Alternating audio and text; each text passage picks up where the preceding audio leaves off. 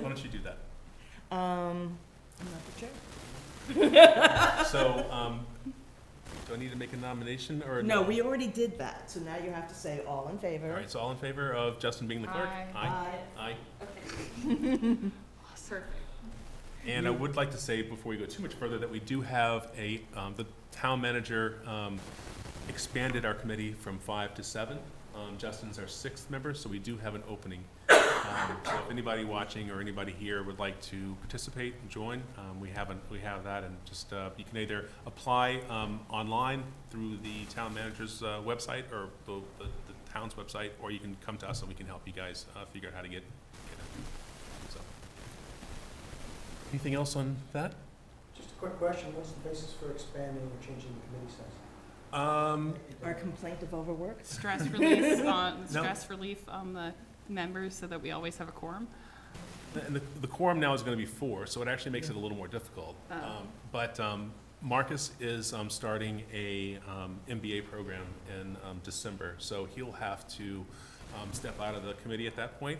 So by expanding now, it gives us a person who can vote and sort of be fully on board, and then we won't have to fill that need. So, and it's just good to have more people, you know. So. And 5 was really too small for the amount of work we had to do in the 1 year. Which is why we met every other week. And having extra people will definitely lighten the load of each individual. And it's good to have more people involved. Yeah. It's good. And we won't be meeting as frequently. Yes. Everyone's agreed on that, right? Seconded. Okay. Okay, any other comments or? No? So the first thing, grand opening. We opened up on Saturday, June 30th. Big sigh of relief there. I think we all are happy to see it open. Lots of smiling faces and lots of happy people. I don't know if anybody wanted to share any comments about their experience or. It was a beautiful, incredibly hot day. Yes. It was, everyone was having a good time despite the heat, which was good. There were a lot of very excited kids and adults, and there has continued to be, because we've been at the park almost every day since it opened, and there continues to be the day of the opening, there were so many people so excited that there were lines for things, and there have been like a slightly more reasonable number of people on every day since, that I think has been great. But the grand opening, I think, went really, really well. Well, now that the 4th is over and now that the heat is dropping down, you're going to start seeing the park really filled. Oh, it's been filled. It's been filled basically every single time I've driven by, morning or evening. It's had people in it. And last night we had everyone from toddlers to 20-something-year-old parkour guys jumping off the slides doing flips with the toddlers. It was a full house. No. I did ask them to stop swinging from the trees because the tree branches were not looking happy, and I expressed to them that we worked really hard to save the trees and did not want to be a buzzkill, but could they please leave the trees alone? Well, no, he should hear that we are continuing to do our best. And they were very nice and said, we will stop touching your trees. Was it under the shade part, like under the canopy part, or off on the edge part? Like, was They it were close to the they were equipment? hanging on the branch that goes right out over the. They were literally doing jumps, swinging on the branch that goes out over right where you were clipping to over the sound, the music thing towards the. And then they were running up and doing flips off the tic-tac-toe thing. It was very impressive. I'm sure the kids loved it. It was somewhat terrifying to see people flipping off the tic-tac-toe thing next to someone sitting on the bench. But I figured I'd already talked to them about the tree, so. Yeah, and I guess moving forward, if anybody's watching, if they experience something like that, the thing to do is to call, I mean, it sounds extreme, but is to call the police. I mean, if they feel like there's a safety issue, they should call the police and Well, let the police address I it. was there with my children, and I was watching them, and I decided that nothing they were doing had necessarily met the needs of making them really stop. I'd already spoken to them once, but I do think we do need to be aware of it, because as I was discussing with my husband, did not think that the twist slide was necessarily designed for people to be running up the outside of it and flipping off of it. Right, yeah. So, I mean, And I don't know, there's a fine line between testing them out well now while we're hopefully under warranty, and you know, telling people. I mean, I really think that the park should be enjoyed by people of all ages. I think that's good. That being said, we have a giant Netflix thing, which would be, you know, solid for people of all ages to hang off of in various Sure. ways and do things off of. But I did almost talk to them when they were flipping off of the 2 to 5 year old slide. Right. I know there's been issues with dogs in the park, in the playground as well, so, I'm sure when the fence goes up, we'll have yeah.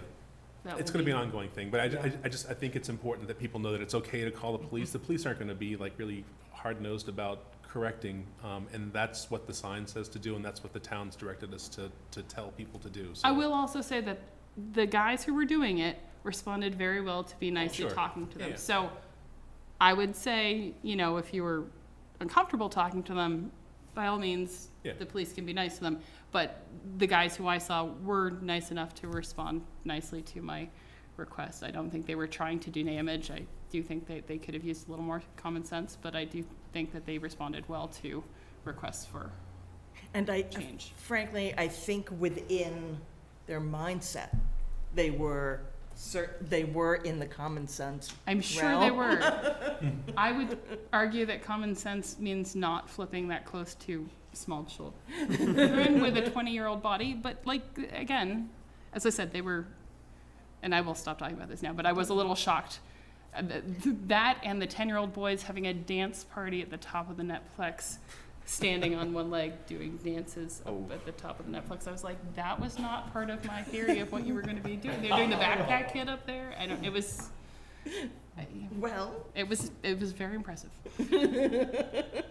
I knew it was going to be attractive to Parker people, but Well, the one thing that, sort of as an aside note, was the discussions and the speeches that were made by Representative Arcero and Senator Barrett, specifically that Senator Barrett publicly referenced the HR, the House Bill 4599, I think I it is, have it. whatever the number is, that the Representative Arcero and Golden put us on for $500,000 to fund the rest of the improvements for Roberts Field. They had discussed that with us and put us on the bill a couple of weeks ago and asked that we not really say anything about it, but then when Senator Barrett made his comments, he led with it, so yeah. it's good to know. So anybody watching, we've got, at least we're in line with a lot of other communities in the Commonwealth. I think it's a $6 billion environmental bill that Representative Arcero and Golden put us on for $500,000 to help us pay for the next phase of improvements. And we'll talk more specifically later in the meeting about it, but just really good news, I think, for us and the work that we've been doing, that it's being recognized, and we have a really good potential funding source for moving forward. And for the record, it's House Bill 4613. You sure? Anyway, it may be. So the steps are, one, it got on, the reps put us on their bill. The state senate has to vote on it. That's what Senator Barrett was talking about. And then once that's done, and it sounded like that was going to pass. And then the key part is going to be to get to lobby with the governor to have the governor release the monies. And my understanding is that's kind of a 50-50 shot. So we'll do our best. And if anybody out there listening can help us to sort of grease those wheels and get that money going, we would certainly appreciate your help.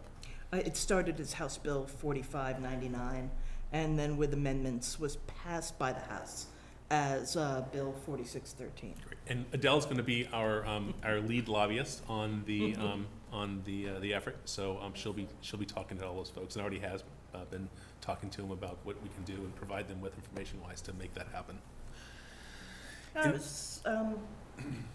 I do have to say that I was rather grateful to Jim Arcero, who said, I wasn't interested in this until you called.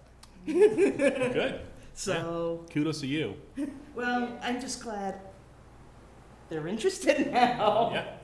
Yeah, they put us on the bill, and Yeah. actually had a conversation. I'm sorry for all these asides, but I had a conversation with a representative or a person who had been working with the Castle in the Trees, and we were kind of sharing stories. And she asked about the bill, and she asked how much we had been put in for, and I told her 500, and she was like, "What?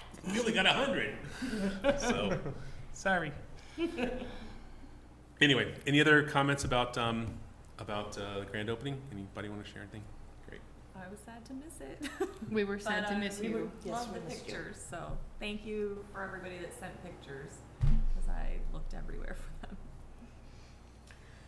So starting with updates. So Steve Yanley from the DPW, I sent him a list of things that we were looking for in terms of timing, and this is the responses that he gave back. So we asked about when the shade structure would be installed, and he said that it's supposed to come the week of July 30th, and then installation will come shortly after that. So I'm guessing that's going to be probably the first or second week of August before that goes in. The new metal tables and benches, that shipment arrived when about a week before June 30th, but it arrived damaged, so they had to return them.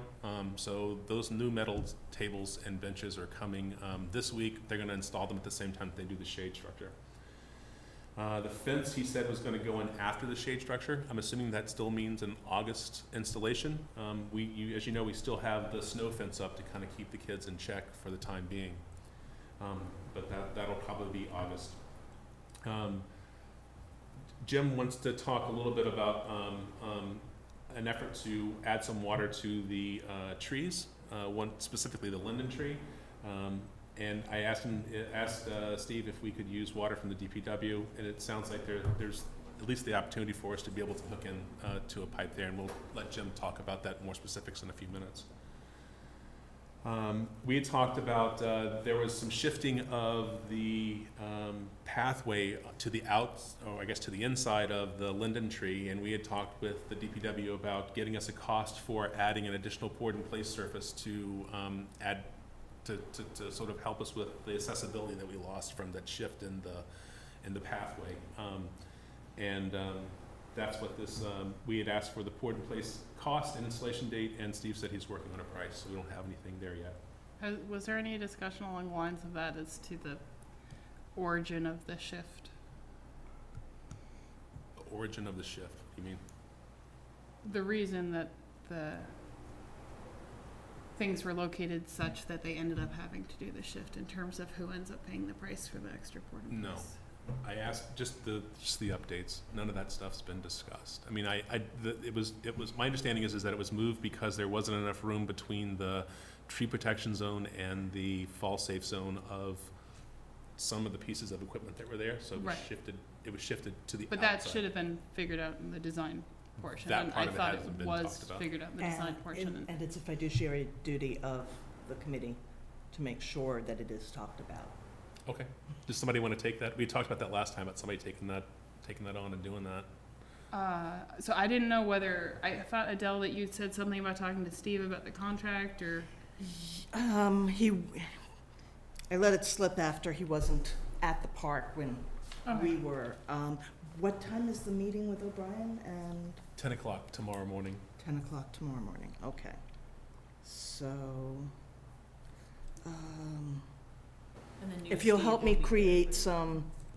the punch list or talking points, then I will be happy to do that tomorrow. Okay.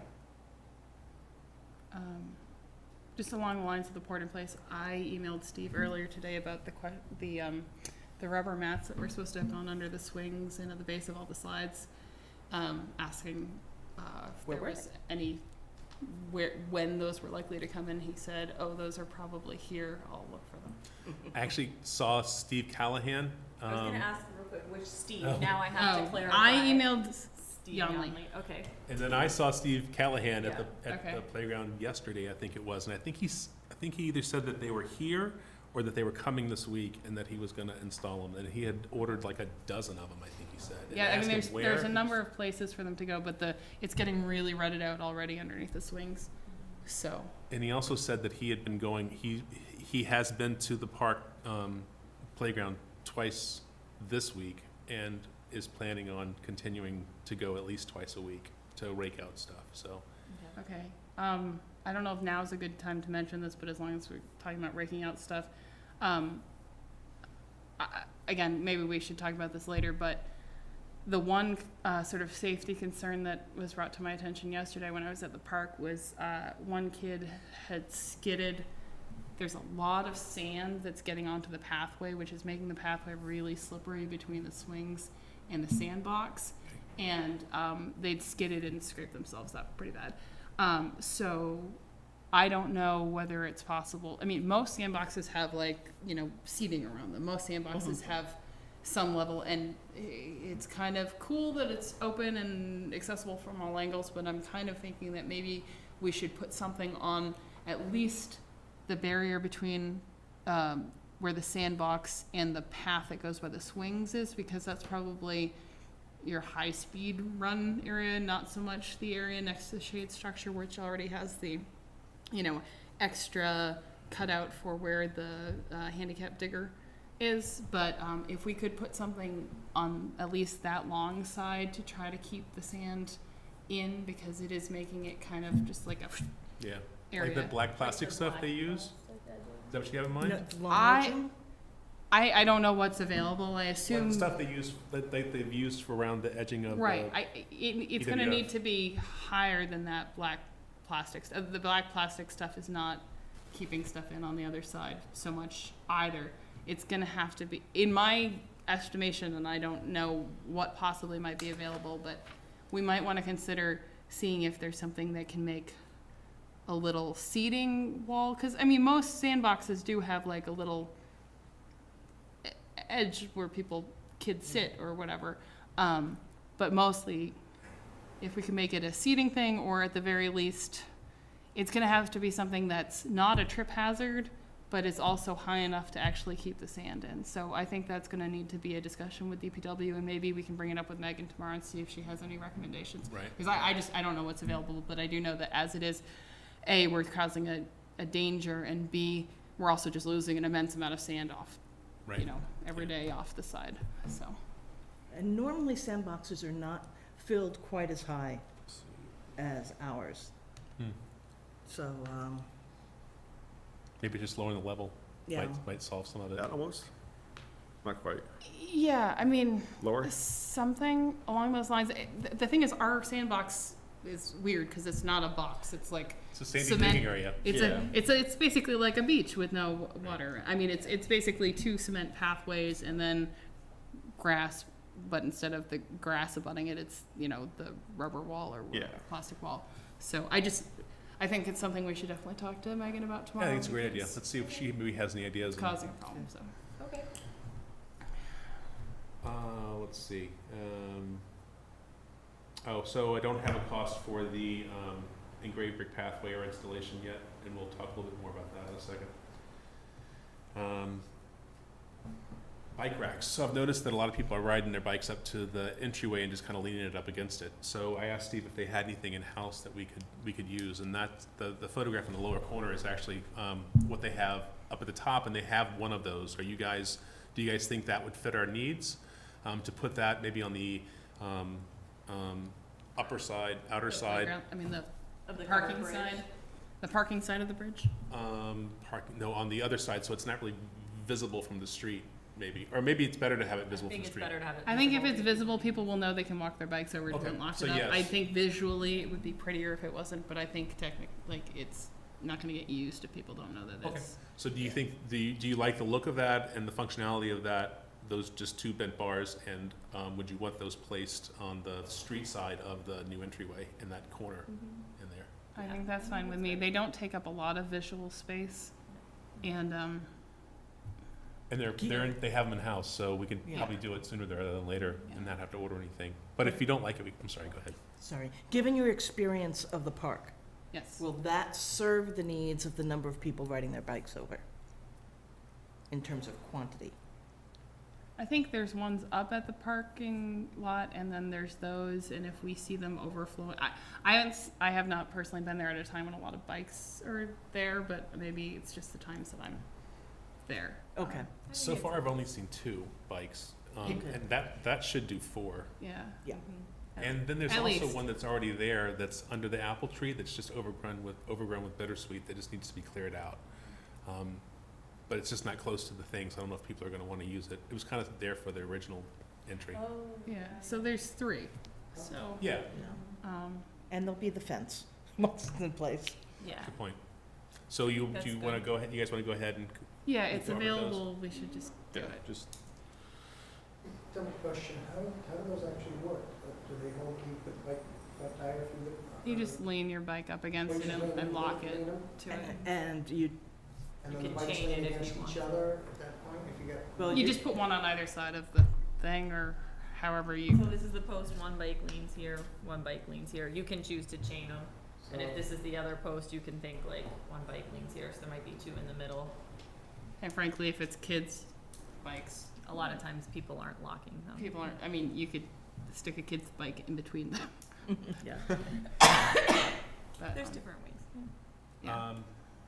I asked about, we have a sponsorship opportunity for one of the refurbished benches, and he's going to get the legs ready for that one to get redone too. Because we are definitely lacking benches at the playground. Yes. Is there any way we can ask them to put the benches in before the shade structure? Because We can ask if they're here. Yeah, I mean, if they're already here, I would really ask that we do that, because there's already like a lot of people sharing the 2 picnic benches tables that are there, and just a lot of parents milling around looking like they'd like to sit somewhere other than the dirt or the grass seed.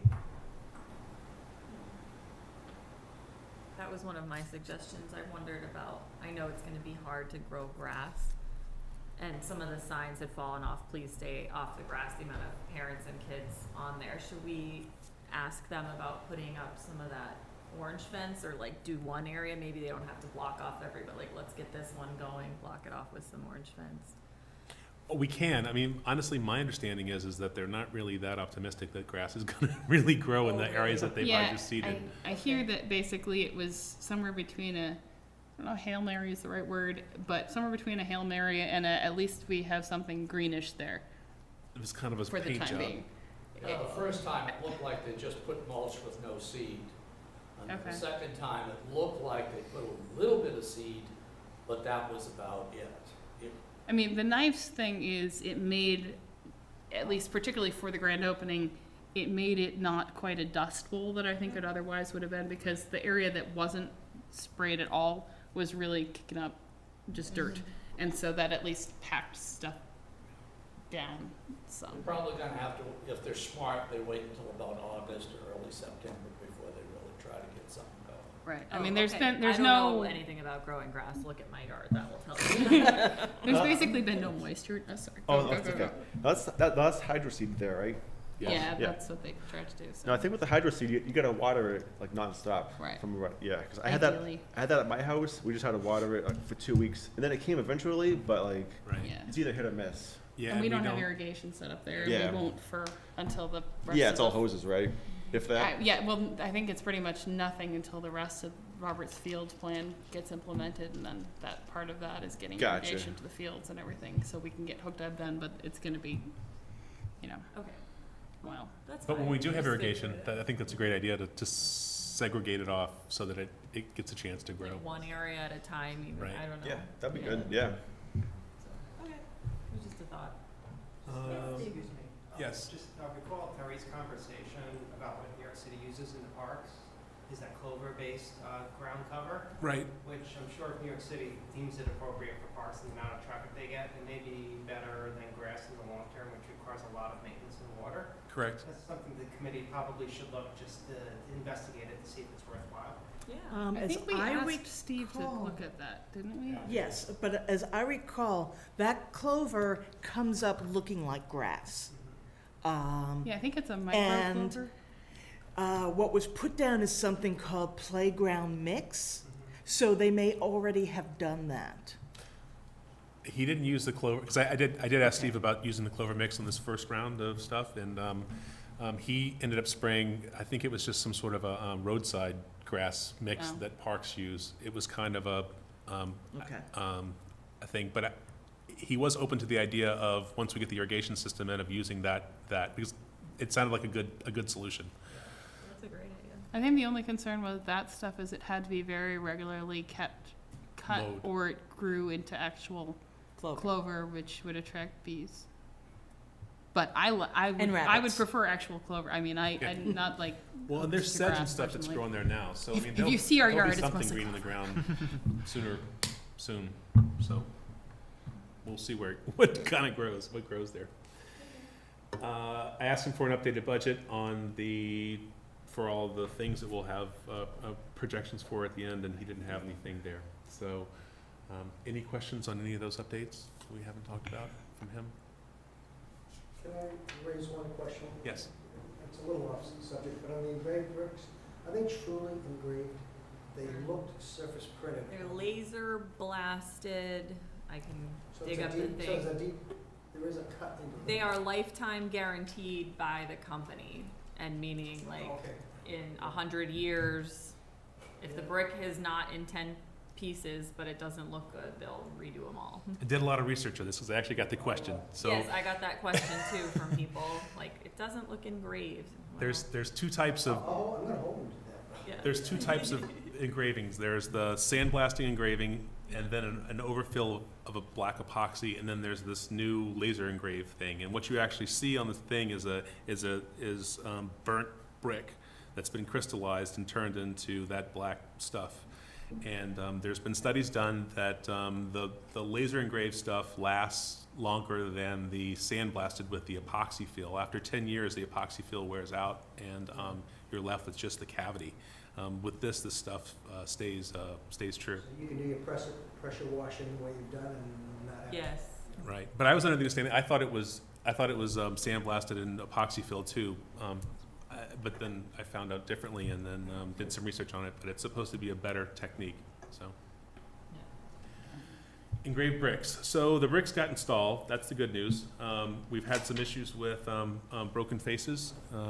There were 6 bricks that were, 5 that were installed with broken faces, and 1 that was broken and then set aside, which we're in the process of replacing.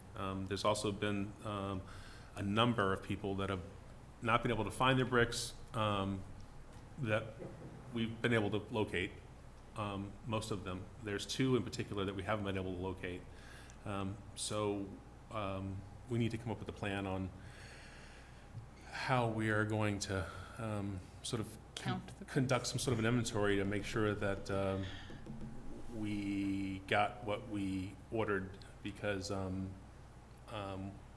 frankly, at the end of the job, I was presented with a engraved brick that was broken, that was set underneath a pile of discards of blank bricks. So it's a little upsetting. We just need to figure out a way to maybe do a count or something to make sure that we know the numbers that we ordered, because we have the ability to say that we ordered and engraved and this many were shipped by size, and the inscriptions that were on them. But what we don't have is the ability to say that it was absolutely installed. Who did the installing? I don't know the name of the company, but it's the same company that did the pathways, just a different crew. Anybody have any ideas about how we can inventory those? I mean, that's just a manual count Right. that we're Yeah. gonna have to do. I Figure think we're out. just gonna take a piece of chalk, that's what you're gonna have to do, so you're just putting it in the rain, we'll wash that off, that way you know it's been counted, and, 2 people, somebody counting. Check marks in the big one, and it's just gonna take some time on our part to get that done, but, And you know. kept a list of every single inscription, right? Oh, absolutely, and I still have access to our database. Yeah. Yes, Jim. I have a suggestion. Take pictures of them, throw them up on your computer, Yeah, that's probably faster. and that way you have an inventory, you have a visual thing, because you'll probably run into,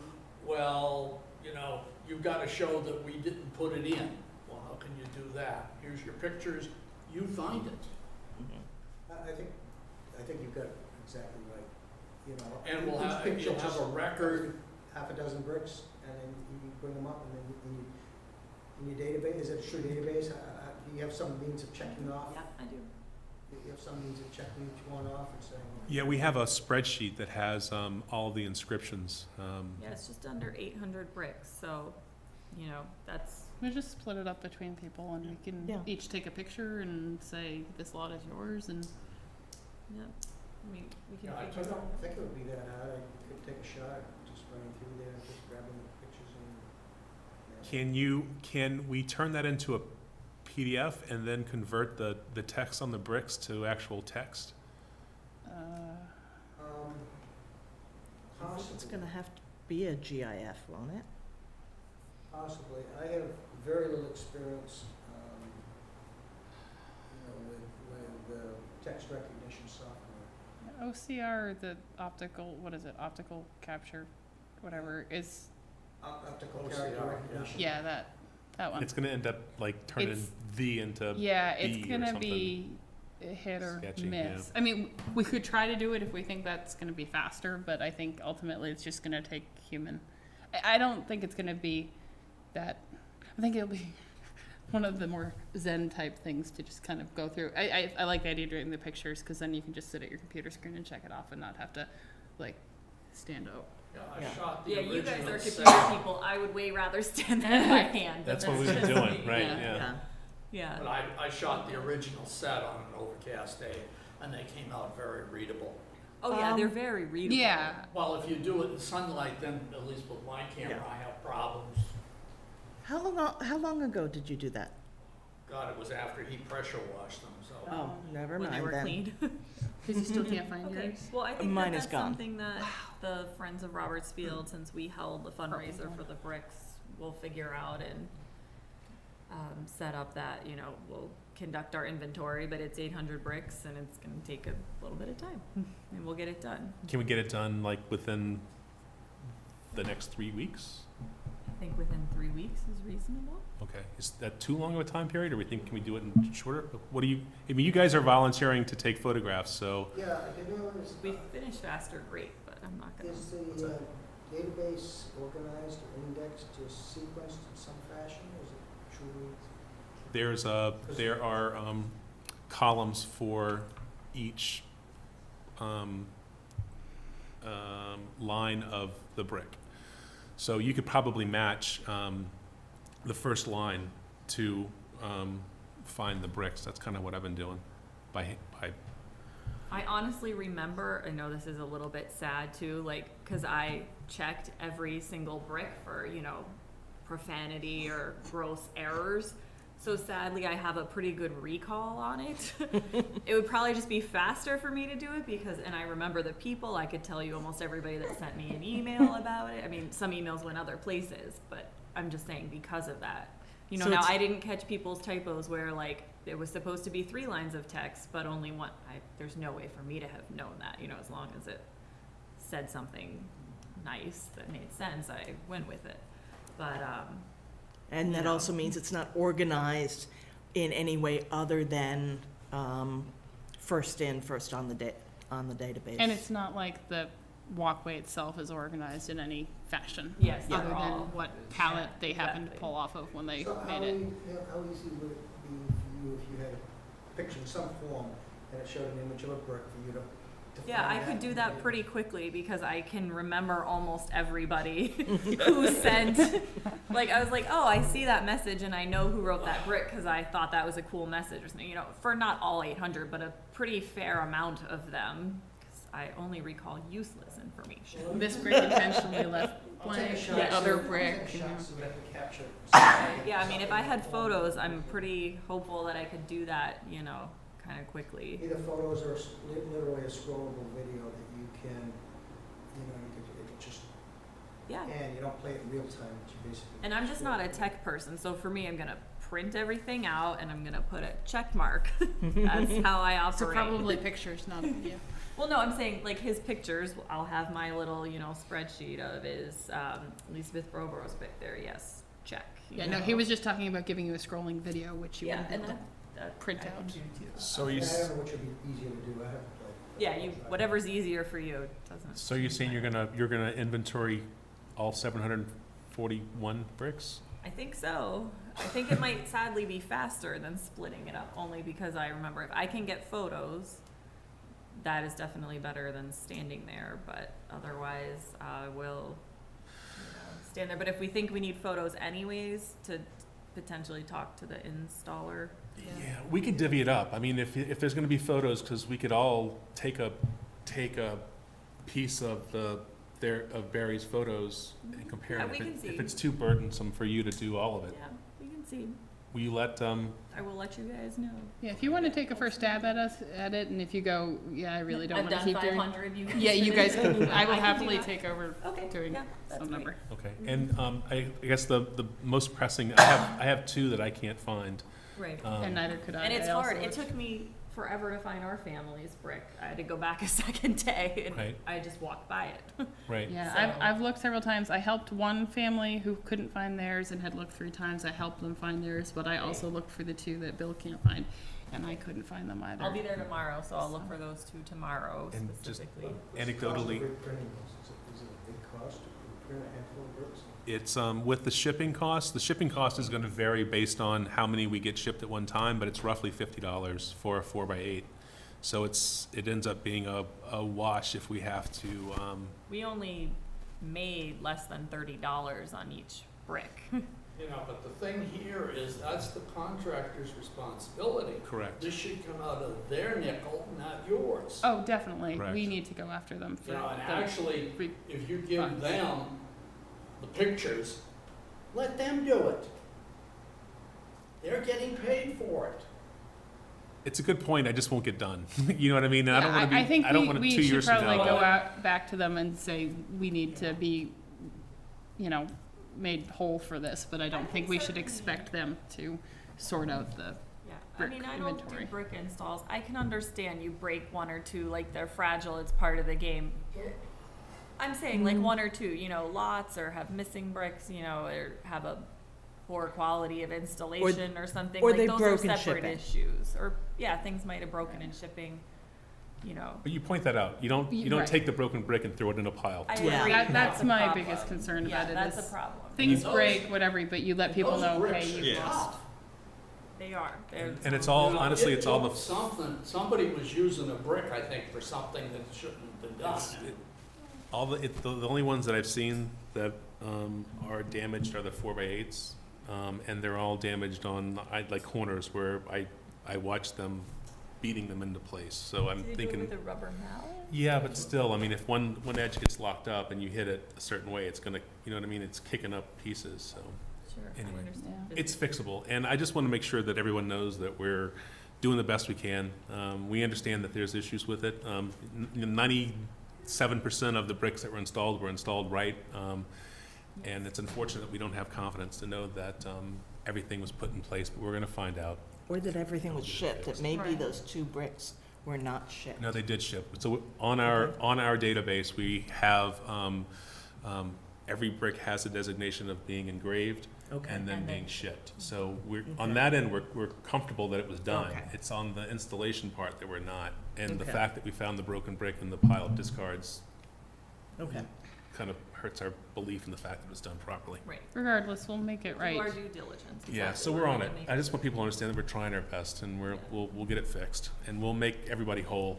We know people didn't buy broken bricks, Right. right? It's gonna be a full face, and we'll get it fixed. And we know that these are important to people. Yep. Any other comments on the bricks? Only about the possibility of reordering one to fit in the other path. Yeah, Or we could ordering we one. can do that offline. Yeah, Okay. that seems doable. We Because can I'm make gonna it. guess one of those spots that they filled from the edge was my brick. But I guess before we move on, if you guys want to, do you want to talk about, I know Daniil's gotten a lot of feedback about, and I have too, about people wanting to buy more bricks. Do you guys want to have a conversation about, the possibility of, enacting another, brick campaign now or later, or not at all? Where do we want to put more bricks? Are we gonna take out a pathway that exists? Are we gonna just add to It the? could go in the sensory garden, or we could begin a pathway from the covered bridge to the pathway That doesn't exist yet? that will be part of the walking track. I'm not against it if everyone else wants to do it. I just don't have a, How many people do we need to make it? 100 bricks and then we get free shipping, which is actually a really big deal because the shipping can be like as much as the brick. Bricks are heavy. Yeah. Yes.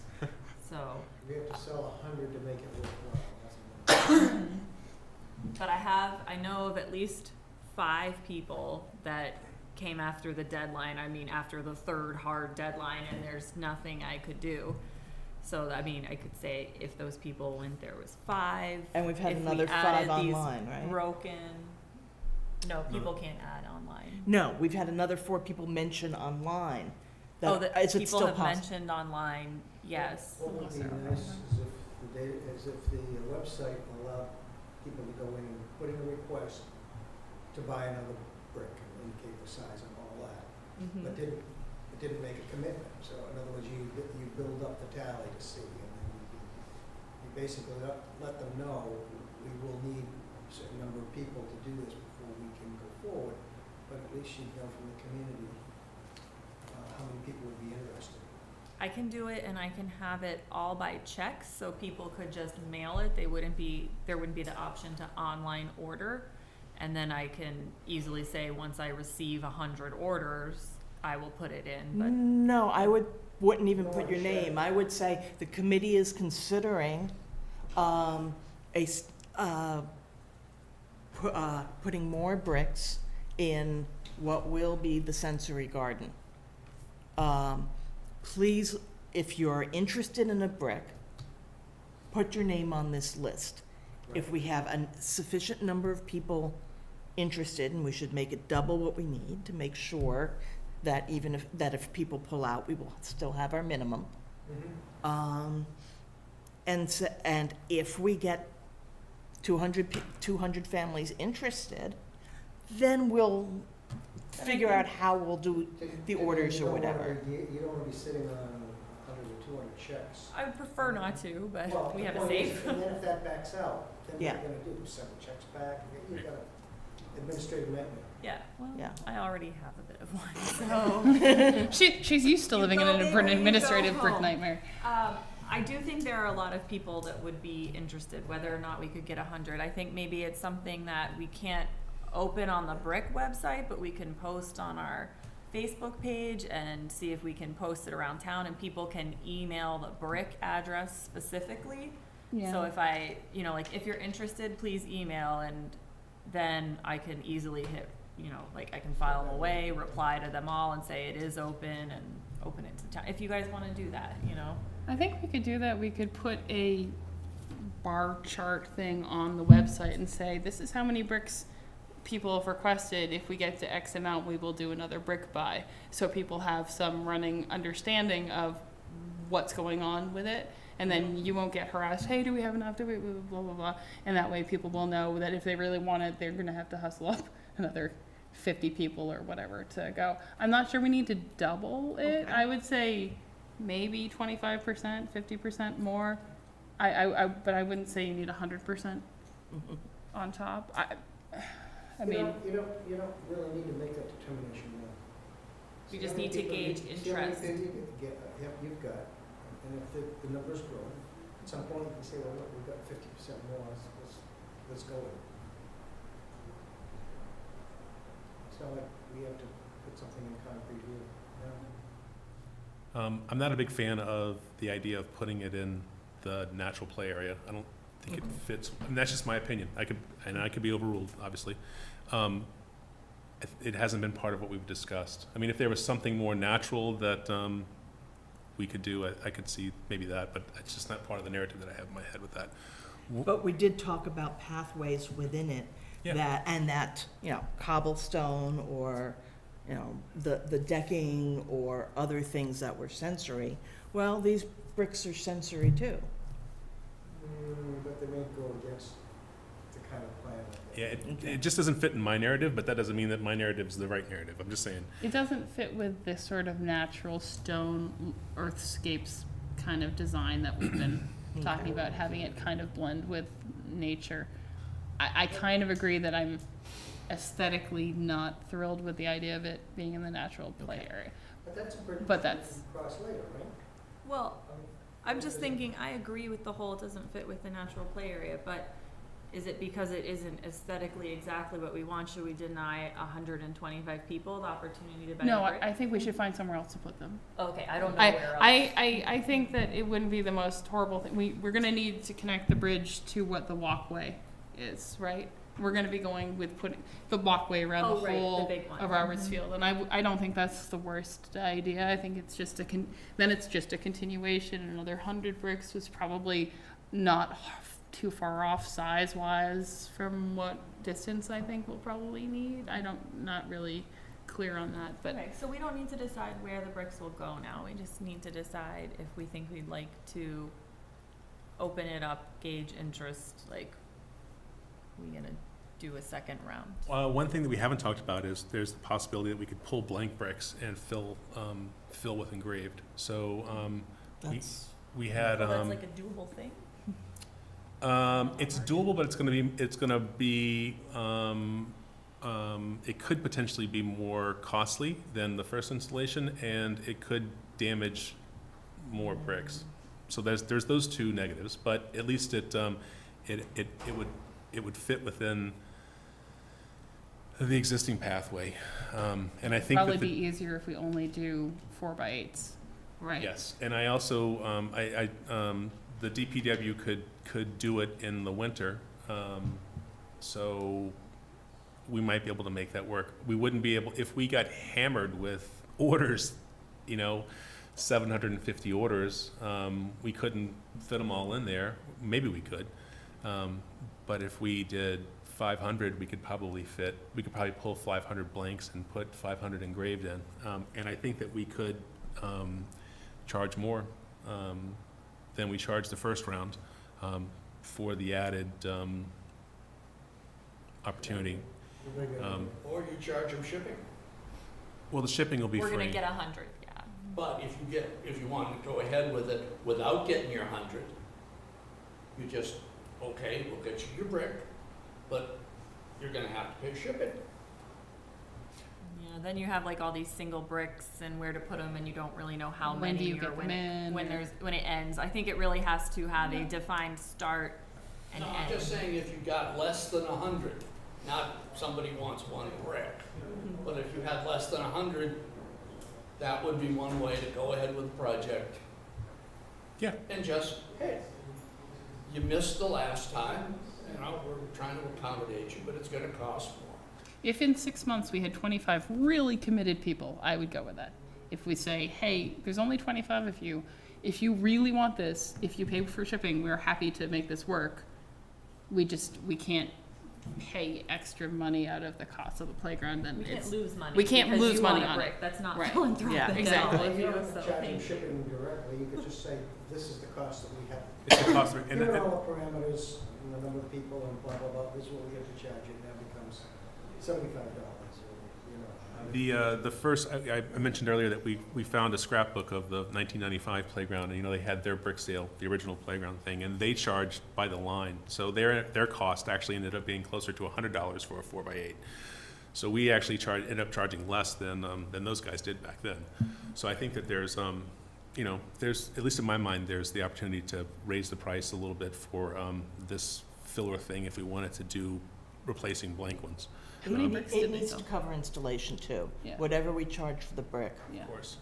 And then if we get hit with a lot of response, we could use to try to get as much towards the upper parking lot Yeah. as possible. I just don't know if people are gonna be that psyched about their bricks being in the field as much as they are about it being inside the playground. You know what I mean? It's not as appealing. I don't think they'd like their brick to be right outside the house, Outside the what? right outside the toilets, you know. I think they might like that theirs are the ones that you come to first on your way to the maybe, playground. yeah. You can sell it as that, not right outside the Charge extra outhouse. for it. But I like the idea of trying to take out bricks and replace them, but I do think that maybe we need to limit it to just 4x8s and in order to Right. allow it to fit in with what already exists and just work it into the original path. Do we have any sort of concept of the numbers of blank bricks? It was about half of the. Is It it was really? about half. Really? So I'm Oh. thinking there's probably about 750 blanks there as well. And if we only, There's gotta be less, I mean, more than that, because a lot of them are 8 by because the 8s. amount of square footage that we had for engraved bricks was about half of the square Oh, footage of the square entire footage. path. Okay. Right, but we So- sold a lot of double bricks, which means that you have more, But it's still square footage. You know what I mean? It's still a foot versus a foot. It's not, yes, but if we sold 750 double bricks versus small bricks, then if there's this identical square footage, if we're only selling small bricks, then we have about, so maybe part of the inventorying that we're doing, we could also do a count of blank, I will not count blank bricks.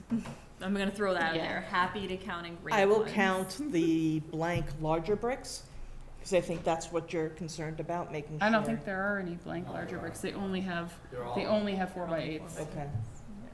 all right. Well, so what do you guys want to do? Cool. Do you want us to take this to the Friends of Roberts Field and see if they're interested in doing another brick campaign to support the park? To simply put something up on the website to gain interest, with no commitment yet. Measure interest, Yeah. yes. Yeah, to measure interest. Gauge interest, and then, you know, if we have a sufficient interest, then I'm good Then with we can going. make the decision. Okay, I think we should do something at the playground, a flyer at the playground as well to direct people. Yeah. So, On so our you guys bulletin want, board. so you guys want to, Let's ask the Friends of Roberts Field if they feel like taking this on, shall we? Yes.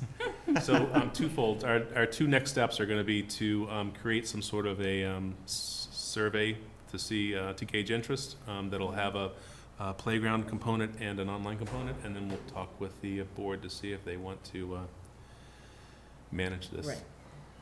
And then Yeah. confirm that that the installation is possible, and then all the sort of limitations and costs and things. Is that agreeable? Great. That is agreeable. Any other comments? Playground trees. Jim?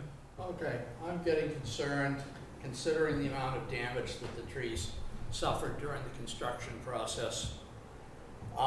They really need to be watered. This is really getting critical. It's going to get worse.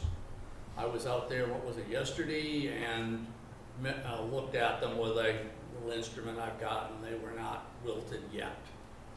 But the operative word is yet.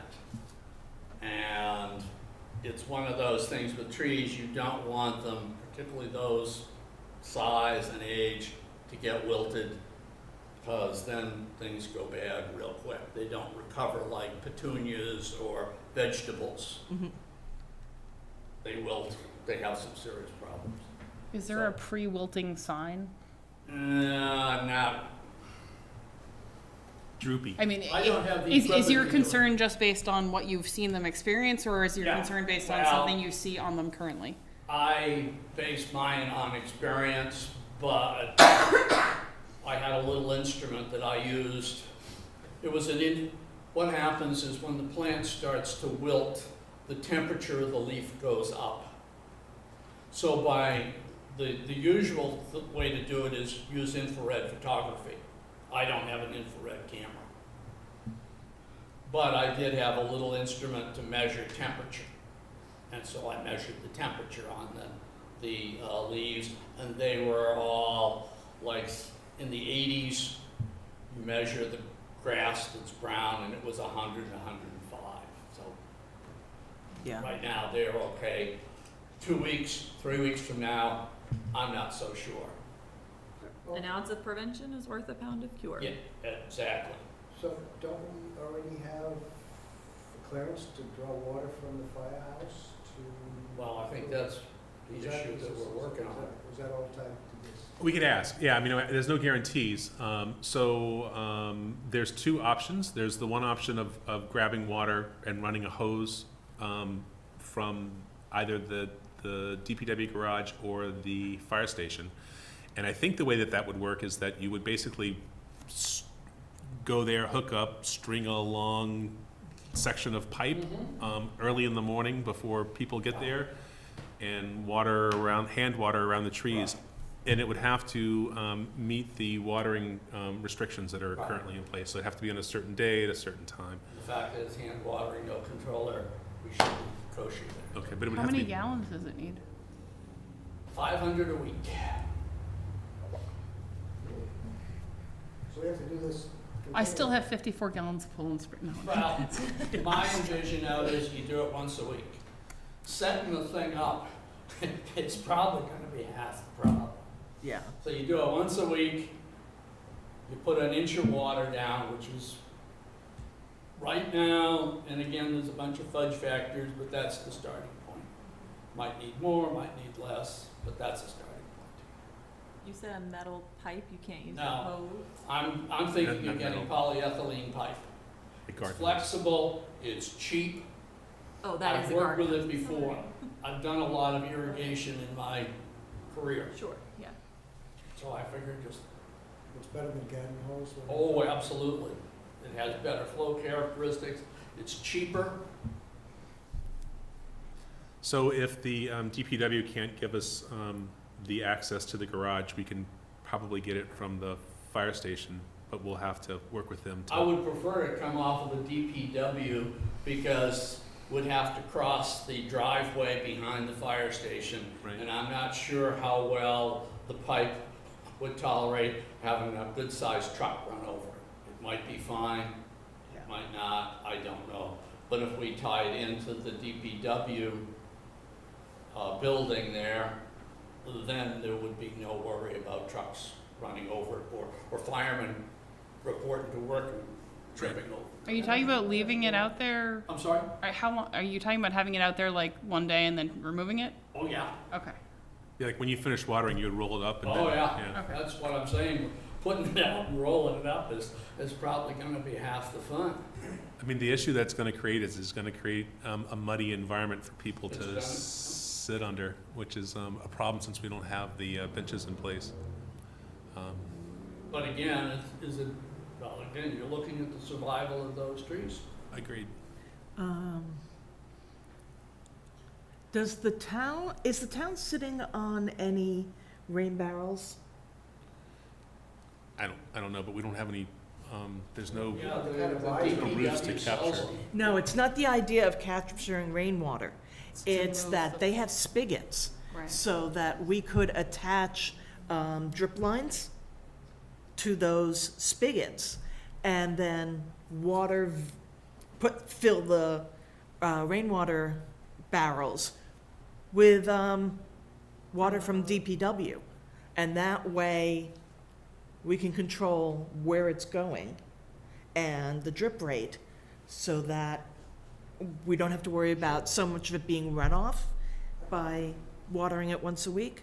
Jim is talking about, what, 500 gallons per Right. tree per watering? No, this is the total package for all three trees. All three The- trees the- per watering? Yeah, 500 gallons. So how much does one tree need? Well, one of the big maple needs 250 gallons. The linden and the smaller maple need about 125. Are the rain runoff like 70 something or? Those 55 gallons. Yeah, they're probably. 55-gallon probably. Okay. But, well, Question But is, you also don't wanna leave how long the does it take tubing to out get there that with one? kids, you know what I mean? Like, I think with the barrels, you actually end up it's gonna be creating 2-3 more hours. Of an trip attractiveness. hazards and stuff Okay. than just having Jim or Yeah, me or because Barry somebody go out there You with a put the hose. barrel in, Yeah. then you've got to run your pipes. And somebody's going to trip over the pipe or bend it or No, do I'm not whatever saying kids continuous do. feed. What I'm saying is that when we go once a week, instead of standing and watering the tree, we fill the barrels, some of it will go down, we fill the barrels, it'll go down, and that will allow the drip to be, Slow less process. Well, less runoff and more directly to the tree. I envision not putting it down. We're not going to get an awful lot of pressure out of that hose after running 600 feet. So it's going to come out more as a trickle than it is a good, Okay. what you're used to at your silcock. Yeah, It's going to be pretty anemic. And you just move the hose. Wave it back and forth. yep. And that does, the same thing. It spreads So the you're looking water at around. We're looking at an all-day. Well, I don't think it's gonna be all day, but if it is, it's all day, it's all day. What's all day? Well, Barry was thinking it would. Delivering the water to the tree, in other words, it's gonna be a slow trickle, and you're looking at, in one case, well, Linden, you said was 250 gallons. So that's gonna take some time Yeah. to get 200, Well, even if you can deliver it faster, you don't want to because it'll, there's a downside to run off. yeah, So maybe well, it's- there's ways of doing it. You put a piece of plywood down, you put the water on the plywood, and then the water figures it out for himself. This is not something like you've got a lawn that has to be very evenly watered, because if you don't, it shows up yellow. This is, Yeah. we're trying to help the tree out, Right. but it's gonna play with us. Yeah, but if we can't get fairly quick cooperation on a hose, could we ask the town if the fire department water truck can be used to water the trees? Yeah, that's just, I mean, honestly, I think it's gonna complicate it more, because we can, like, when I did the pressure washing, I just kind of knocked on the door and said, hey, can I borrow your hoses? You know what I mean? Okay. And I think it's kind of the same thing, really, you know, I mean, if we do Yeah. this, I mean, it would be better, I think easier if we could just get volunteers to pull pipe and pull, hose, just to Okay. do it. And would you be open to doing it more than once a week, so that we might not create this giant mud pit? You know what I mean? Like, that's my But that concern. would make two mud pits. Because when you water, it goes on the surface. You do it once a week, you have a wet surface for a while. You do it twice a week, you Okay. have two wet Then not- surfaces. Well, another possibility is you do it, in other words, you run the hoses out, let's say, to one tree, and turn on the trickle, or whatever the rate is, just let it run all night long. No, you gotta move it. On each tree, you gotta move it around? Yeah. You can't just put it right next to the, Nope. and let it go down to the You've ground and spread out? You've gotta space the water out. Is it better to water in the daytime or nighttime, or does it matter? Well, we got park regulations that say the park is shut sunrise, Oh, yeah. Dawn to dusk. yeah, Well, so I mean, unless I wanna have a nice conversation with some nice policeman, Well, I mean, if we can arrange that, No. if we can arrange I for, have no objections. If it takes getting up at 6 o'clock in the morning to get the job done, so be it. But- That way the people aren't there, it would make, hopefully get done before too many people show up. I guess, could we do it in the evening, and then that would give it time to dry for the morning when the people come to Yeah. play? exactly. You folks have been out there, it sounds like you've got a pretty good amount of people there at night. People are there until sunset. The thing is that I think it doesn't matter that the park is closed from dusk till dawn if we're doing tree watering or maintenance. Right.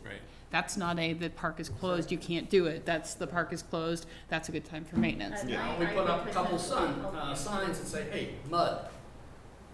Yeah, but would Yeah, I guess it, I'm confused because I've heard both, oh, we can get it done before too many people show up, but also it's gonna take all day because it's Well, a drip line, it- so I'm not really sure how long this is. I've worked around crowds in public areas, and believe me, if people start showing up, I'm out of there. You know, then it's two days or 3 days or whatever. so could we, well, first off, do we agree that we want to investigate this further? Yes, to I try think Yes. to do trees need to be watering watered. program for the trees? If the trees need water, we should get water to the trees, otherwise why did we bother saving the trees? And honestly, every person has been so thankful for the trees there Yes. in the shade. If it means that like it's a little muddy for a while, long term, I think anybody can see the benefit, and if they can't, I'll be happy to We talk to could make up a them. Plus, public the kids will- education sign The about kids will love why the mud, it is, so. please get Yeah. off, and And if you My did kids it in the won't complain. evening, like No. I could meet you there some Right. evenings to help. Mornings I can't do because my husband leaves at 5. We could Yeah, actually if water you, the if grass you do too. evenings, it's probably better, I mean, it's usually better to water in the evening, right, cause then it's not burning, whatever. What? Oh.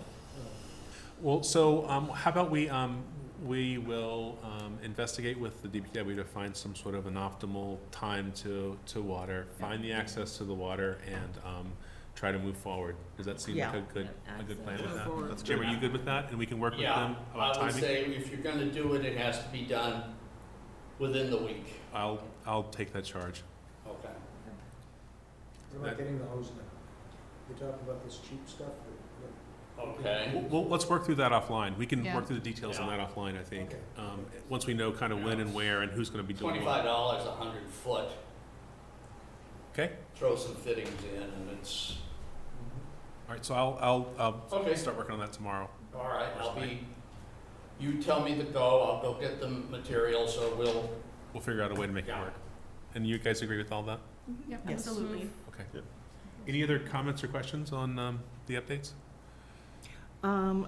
Just that, not only did we get compliments of gratitude for keeping the trees, but we got, comments from a lot of people on the incredible perfume from the linden tree and how wonderful. It's definitely people who grew up in other countries who are getting that, memories of childhood because it smells like jasmine. Nice. That was just left over from Jim when he was. And of course, the parkour guys were loving it until Yeah. All right, everyone loves the trees for different reasons. the next discussion point will be the natural play area design. So this is basically the same thing that we had talked about at the last meeting. These are just all of the different components that I think are still in play with what we're, the narrative of the natural play area.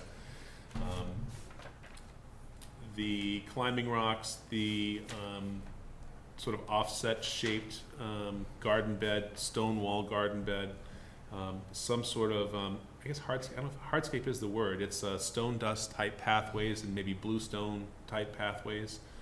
And then within that somehow the animal track sensory impressions. Possibly a shade garden under the tree, the satellite butterfly garden, the grassy meadow in the front and then in the back, stone benches, and the living with wildlife sign, and then the shade structure. Those are all sort of parts and components of the natural play area. Are there any other components that we don't have listed here? I know I keep bringing this back, but I don't think you listed the rocks. I mean, you have a picture of the rocks, but I don't think you listed the rocks. The oh, climbing the rocks. Chelmsford Mass rocks. Yeah. Yeah. We're gonna need to find a home for that too somewhere in this scheme. Yeah, for the- Judging by the, oops. oh, sorry, judging No, by the it's okay. tic-tac-toe stones, they will fly out of the park. They're Yeah. hotcakes. Yeah, absolutely. So Bill, what's the plan for doing the actual design? Are we gonna try to find somebody that's a professional that can help in this area? I know Or- we've gone down that path before, it hasn't worked out. I don't know if you have other ideas. Yep, so we have a volunteer that's offered to, he's an artisan stone wall maker, and several of the committee members met with him at his house, which is also sort of his rock lawn. Stone repository. Stone repository. He showed us at his home, he actually had some examples of stone walls that he's built. The drawing on the lower left-hand side is a drawing that he gave me yesterday. That is really not to scale, and I tried to work with him some last night to try to transcribe that to an actual photo, and so he wasn't satisfied with the shapes that are on the photo, but concept-wise, this is kind of where I think we all are. It's a large, organically shaped, stone-walled garden that will be wide enough that children can sit or walk on, and stable enough with mortar and fitting that it won't, the stones won't shift. And undulating. Yes, and it will be it won't necessarily be a fixed height, but it would be an undulating sort of, some higher, some lower, and then higher in other places. So visually, it would kind of give you that rolling look.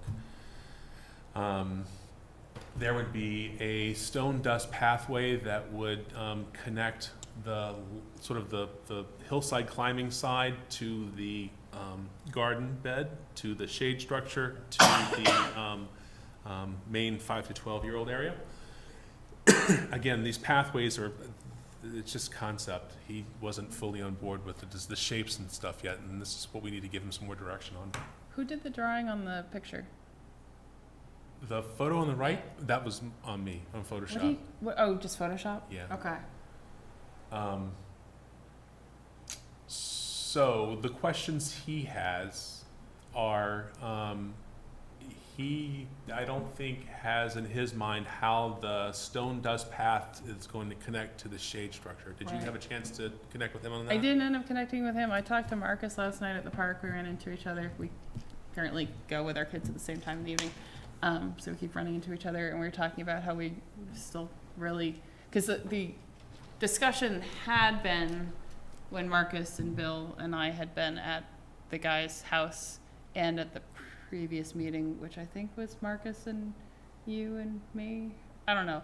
I think most of the conversation had been having more of a path that went basically through the main pathway being the path that goes between the shade structure and the garden, swooping over to the hillside climber, and then having a more secondary pathway back to the main structure.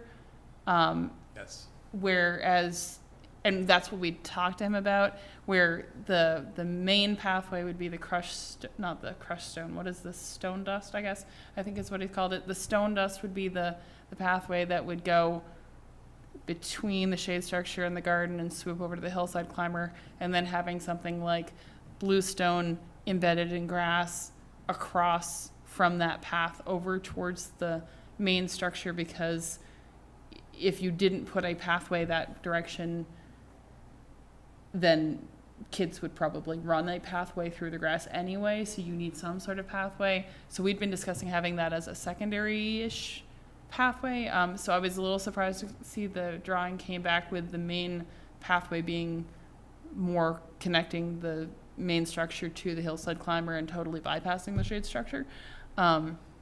So I definitely think we need to loop in the shade structure more like Bill has with the third pathway. I'm not sure that we need a giant path directly from the shade structure, from the main structure over towards it, because I think it kind of, It parallels the concrete, why? So do you want people stepping out of the shade house onto grass or onto path or? I think if we want to keep it ADA like accessible to the garden, you want to be able to go right off the shade structure in a wheelchair directly over to the garden on something that is ADA accessible. So having the stone dust path between those two, in my mind, would be the right thing to do. So the way Bill did it would be great, you mean? Yes, in concept, if not in the exact dimensions. And just so, I mean, that could be, that, I'm gonna have to stand up, sorry. Yeah. There's no issue with, because the structure is right against the concrete, to have the path come out not adjacent to the covered, the shade structure, but so that people in wheelchairs exit onto the concrete, go down a little of the concrete, and then enter onto whatever path. That doesn't strike me as overburdening a situation. I guess I had thought that we had talked about having that whole encompassed area as the natural play area, so I don't want people who are in the shade structure to have to leave the natural area to get to the natural. Or there at least Area. needs to be a connecting point, right? That was my thought. Sort of a nexus between the shade structure and then the path.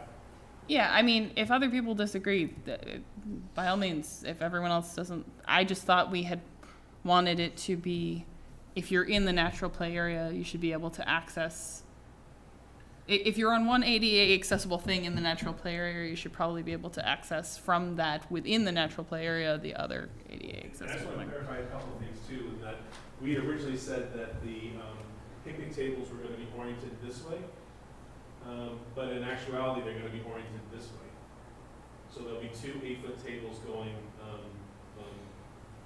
in this direction. So, and the ends are the parts that are the roll-up Yeah. accessible parts. So it might make more sense to have a sort of a connecting thing on this end versus this end.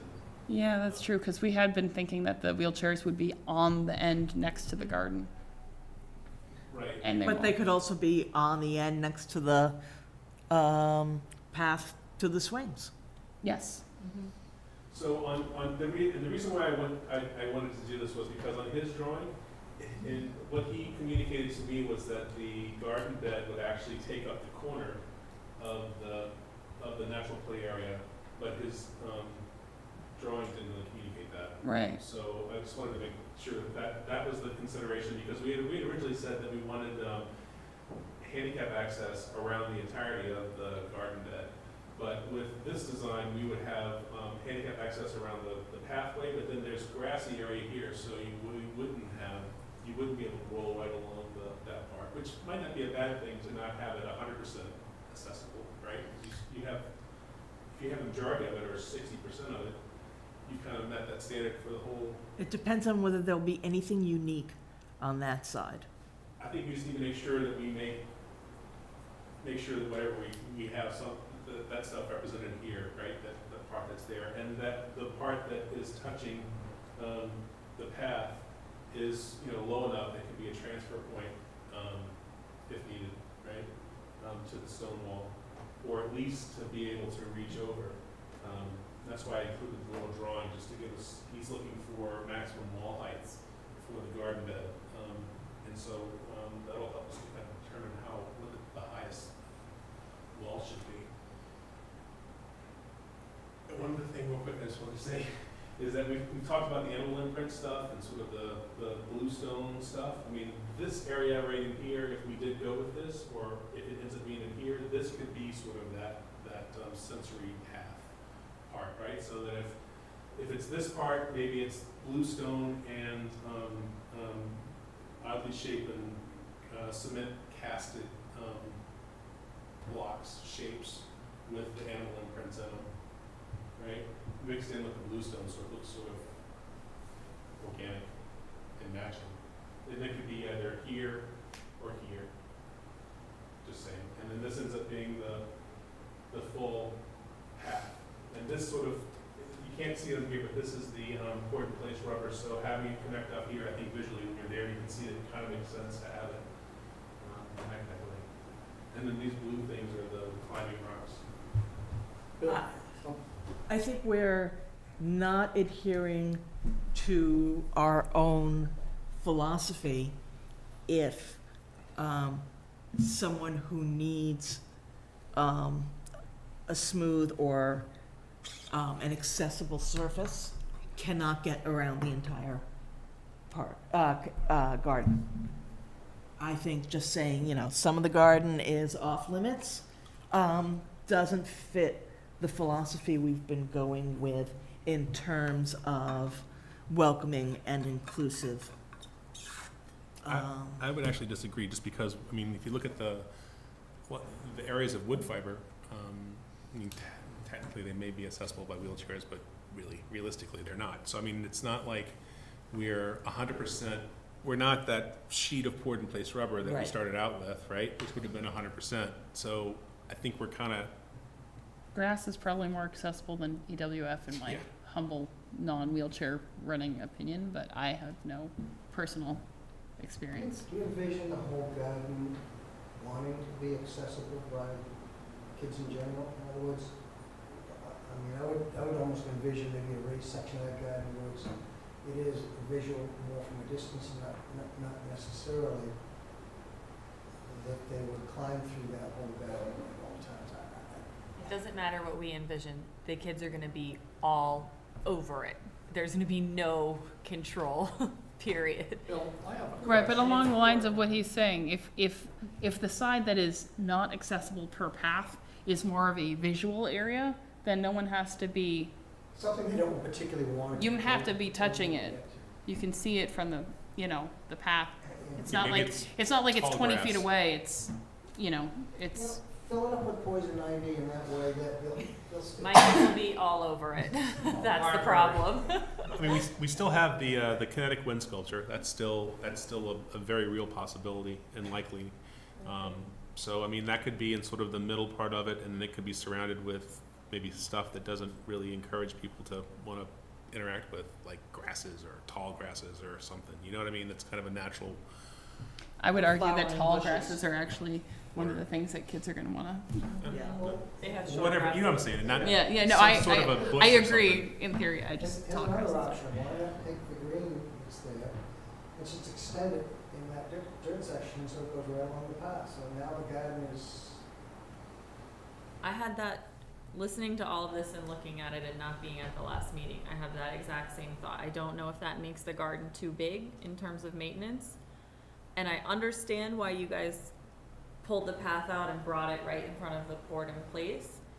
But I really actually also agree with Adele. I think it should be fully accessible. I would prefer that the path come next to the garden and not kick out right in front of the port in place, because it doesn't matter. You're still on very ADA. I mean, it's like 2 feet away. And then it also doesn't create, if we're not gonna make the whole garden big, this broken up grass thing, if the grass ever grows, which now people are telling me, like, we don't expect grass to grow, so now we're Not until expecting the it to fall. grow. Not this Not this watering. year. Oh, not this water, okay, that makes me No, feel we better. will have grass, just not in the current. Okay, I'm feeling a lot better This about that. I was hot feeling summer. really disheartened. No. But I just think it makes it better for DPW. They're the ones maintaining it.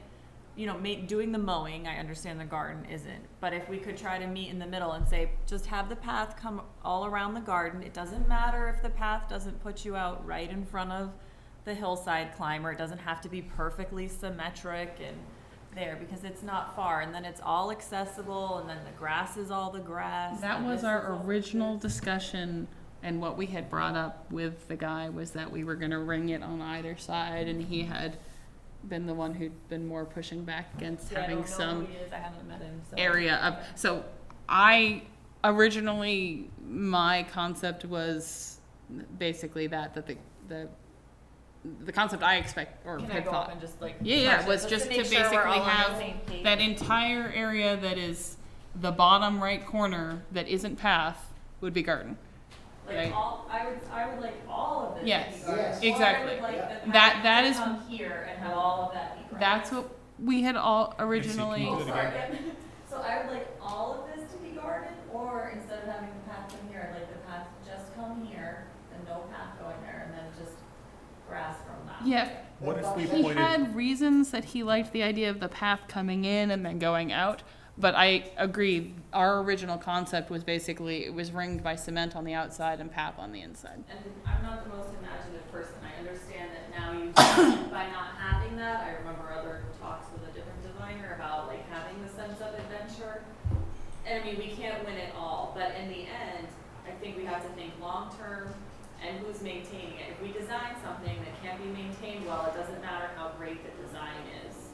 And so I'd really like to just see a design that, first of all, people in wheelchairs or other things could get all the way around 360. I feel that's important, you know. And then in terms of the maintenance, have we lost some of the fun? Yes, but we also have provided trails, because you bring up kids are going to run and make trails just like your dog does in your yard. So it gives that grass or clover or whatever goes in there, you know, a better shot. if you extend the garden the way you just showed, Like all of them here. yeah, it buys some flexibility. So let's say Absolutely. it's too much garden, well, that section you just extended, you could maybe for a year or two have basically ground cover, something that doesn't require a lot of maintenance. And then focus on the rest of it for your sensory, or change it to, you know, in time. In other words, that garden is not gonna be static. So Right, absolutely. over the next few years, we're gonna come up with ideas of new things, new sensory things, and we're gonna throw it in there. It gives you more garden, real estate to play with. It meets the needs now with All around the garden. yeah, you've got, pathways all around it. I mean, that would be my vote, is to have all garden. If we say that doesn't work, then my other vote would be, Bill, is there any downside to that? Is there a No reason he problem. didn't, that you know, that he wanted, I mean, is it a size, like, is that the area that he's willing I'll to go put cover Lily with in the wall? valley for my yard in there, Well, I don't know, and I don't see any issue with, going back with, what we want, so, that's totally fine. I think lily of the valley is poisonous, so. And just as a future note, we wanna make sure that whatever we put in there is, non-invasive, native, plants where we can. Right. Yeah. I mean, How would you guys feel about the pathway sort of pointing more towards the, climbing rocks, and not lining up with the, poured in place? All for it, all for it. Okay. That's what I just because said. it's Yeah. edged up with concrete. So you wanna bring, Yeah, the original reason that he has it lined up is that, I think, not to put words in Bill's mouth, but when we were originally talking about it, and I don't remember who was at that meeting, Bill, me, and someone else, it was basically, before we knew exactly the size of the shade structure, it looked like if we put a loop that basically went, I'm just gonna stand up there. I know, it's hard. There's no way to really do this from distance easily, was that you have, basically, we were thinking the shade structure ended more here, and then you basically put kind of a path like that, and it would just look like a continuation with because this looks like a path that would just kind of swoop across that whole area, and it would just kind of, it would look more like it blended as opposed to like coming in here and then, so that was the origin of having it line up with this. That's obviously not how that's working there anyway, but yeah, the way I think I originally talked and envisioned was just that this whole area would be That whole corner. thing, and then you just have a loop there, and then we had been talking about maybe like a bluestone sort of path there. Because kids will run and we might as well just. Because make it- regardless of whether or Follow not you the put a sidewalk. path Yeah. there, there will be a path, really. Yeah. If this is a draw at all to children, there will be a path. You know, there's a- And if we put the entry across from the stones, then you've got the path this way. So the path can also border the back of the shade structure. So are you talking about just having basically a straight line from here though? Because that's, no, Not necessarily, because it's going to move around the garden, but, I guess my concern is But that it's not the just a kids straight. are going to travel in a straight line. If you remember your college campuses, and Not if where there is a people, rock wall. They will not go in a straight line if a rock wall bends. That is my only theory. I agree, in theory, if there's not a rock wall, but that's what I mean, in terms of trying to keep a sort of natural shapes and yeah, not just I don't want just a straight line through this, then you're just kind of like, are you You saying know. the entire path would be lined with wall? yeah, I mean, if we don't have any path in here, and I don't know, the garden takes up this whole area, that's kind of, Well, I think we have, what I heard everybody saying was that we want the entire garden to be circled by path. yes. But the question is, do we have a path coming off the side where the wheelchairs are gonna be? I mean, I think we have one or the other. It's either one side or the other, and I think visually, I think it makes sense to have it on, if we have to have the path on that side, then we just limit it to that one side. Do we not just make the garden abut the shade structure? That's an option Because too. if you just abut the shade structure with the garden and then you just run the path, I mean, then it doesn't. There's no mowing in between that way? There's no mowing in between, you have people coming off, and you can sit in the shade structure and appreciate the garden. Will the garden not grow because it has too much shade? You don't know. I think there's enough. No, it's, There's- that's the Yeah, south yeah, side, that's the you're not south, gonna yeah. get any shade on that side. Yeah. Yeah, I'm not. I love Yeah. that idea works for all of Yeah. what's important to me, abutting the garden to the shade structure. Like, that would be just No, fine. My only question is there some way to get more of a curve, I mean, An undulating it path. it depends on how big of a, we're kind of, at this point, we've grown it to be like this whole area, right? And I don't know that we have the commitment to build a wall of that Mhm. dimensions, I do have a concern about abutting the garden. the shade structure. Yeah, and that is, if you've got, I'm just picturing a bunch of folks in the shade structure that are just sitting there relaxing and so forth. Meanwhile, you've got kids that wanna get In the access wall. to the garden. And it seems like a conflict of the audience at that point. I kind of like the idea of the wraparound as well, the wraparound path as well. And you could use that space for, like I said, the sensory part too. Yeah. I think we could think about it and change it and revise it and think about it some more and change it and revise it. I think we've already in Sounds fact like done a this. plan. Could I I feel make like a this is suggestion? a conversation on this. A lot of times when they're putting in a public building, the last thing they do is the sidewalks. They wait and see where your wear paths are. That's where they put the sidewalks. Rather than trying to project where, of all things, kids are gonna go. Well, so here's the rub, is that we have to get on his calendar for a September, October build. And we're going to have to, I think if we're gonna be successful and happy, we're going to have to Kind of finalize work it. with him to finalize at least the shape of the garden. I was gonna say, is he putting in the stone dust or is DPW? He's gonna put together an estimate for us of what everything is gonna be, including what his donation amount's gonna be.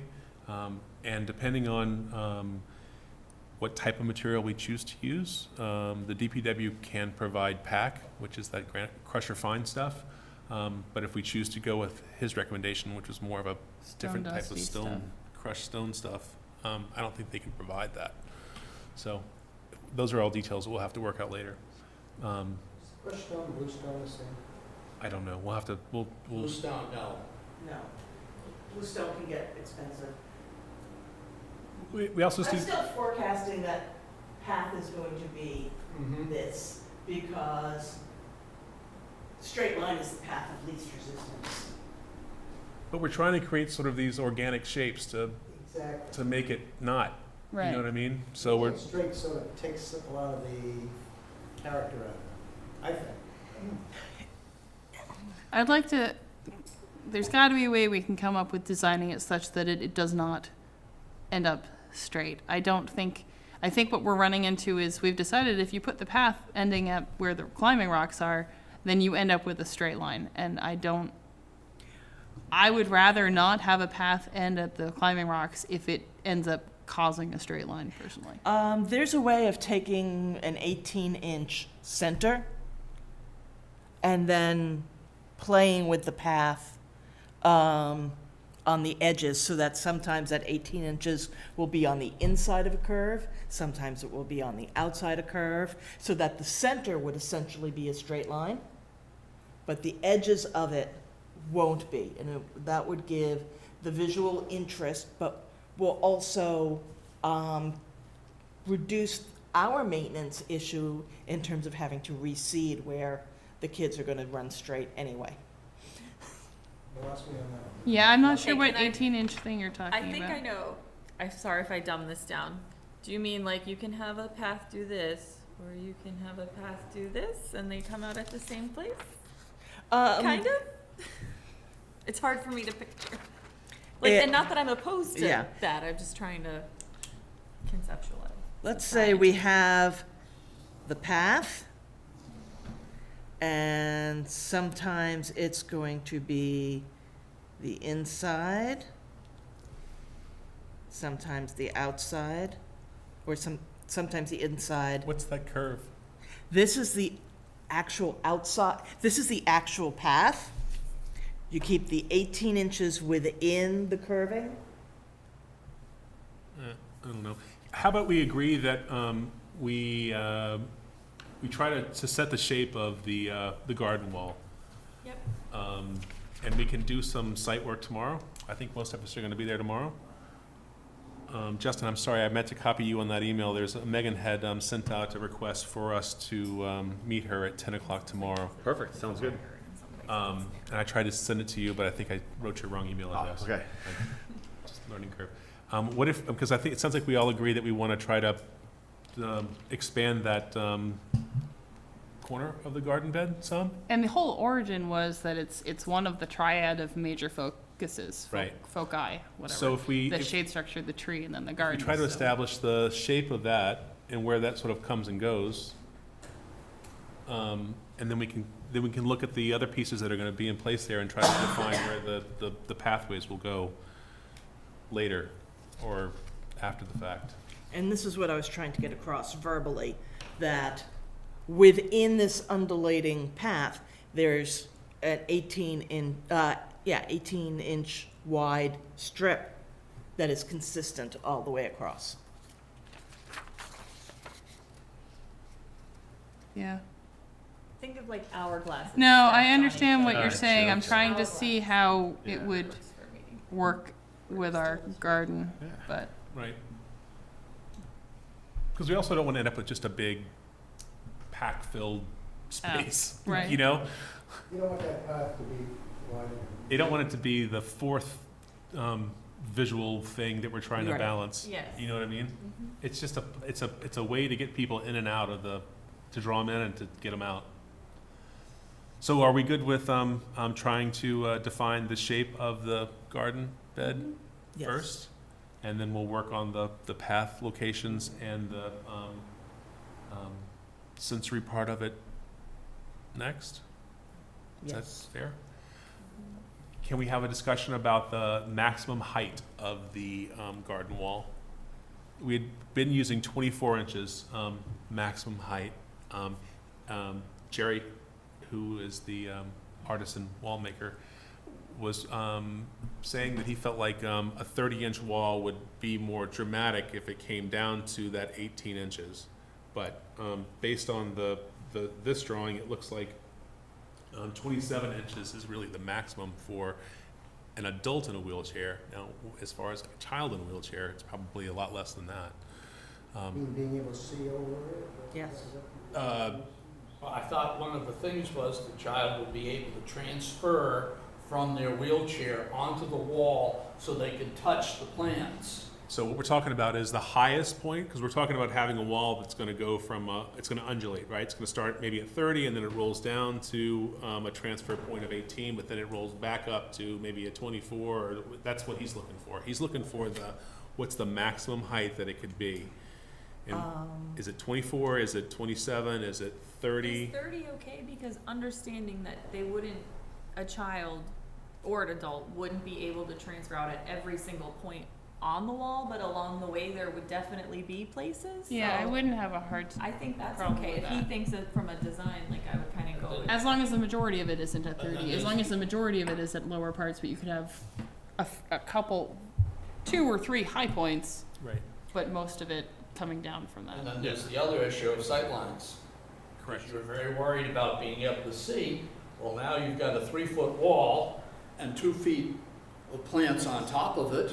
That was my major concern, was that we kind of wanted to limit it to like 24 inches, because even if you have 3-foot plants, you have a 5-foot barrier. Well, what And the- sightlines are you concerned about? You're really concerned about the sightlines to 2 to 5.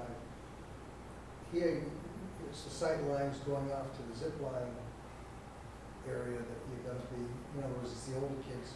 Well, and the climbing area, and the Yeah, it's going to rock be the climbing. sightlines to the natural rock hard climbing area that Mm. is going to be blocked off from the shade structure view, most likely, depending on where you put your high points.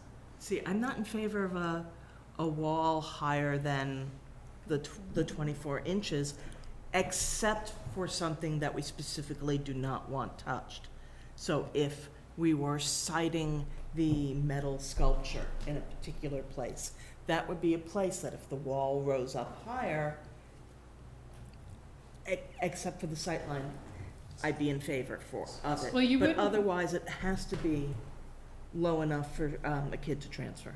If the highest point was if in that very far, in the corner point of the whole thing, you kind of visually probably want to cite your wind sculpture in the corner in order to make it like a triad, right, with the tree and the shade structure and whatever. So if you put the highest point kind of in that corner, given that we're making the whole, we want it all to be accessible, I think that would make sense, that you could have it high. I don't know, Bill, you're making some. Oh, no, I'm listening. I'm sorry. Okay. I'm not trying to make faces. No, I'm sorry. I'm trying My to resting read bee what your face is perspective coming is, through. but I'm sorry. No, I'm listening. If you made that the high point, that would visually kind of Are you talking about Yes. this along here? right at the That apex. would be a high point. Yeah. The apex And this will expect. allow your line of sight to- That way, it doesn't affect any line of sight unless someone's trying to look at the butterfly garden from the main structure. That's This is the only high point? if that was the only high point, no one's going to be blocked visually. Because really, your line of sight is affected not just by the walls, it's whatever plants are above that could be blocking it, right? But it's. Although I take it back, you might be blocking the hillside climber view from the swing sets, but depending.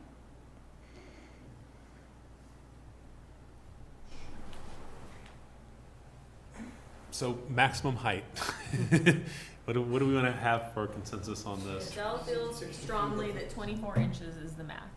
The Unless it is designer- in an area that is specifically not touchable. No. And the designer thought 30. Looking at that, that's the 27 for an adult.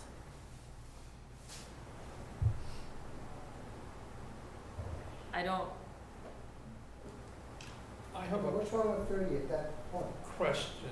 What's he conceiving this wall to be made out of? Just round stone? Fieldstone, With a cap on the top? no cap. It'll be fieldstone Cemented fieldstone. fitted So then, together. actually, you could add on to it later on if you wanted something higher.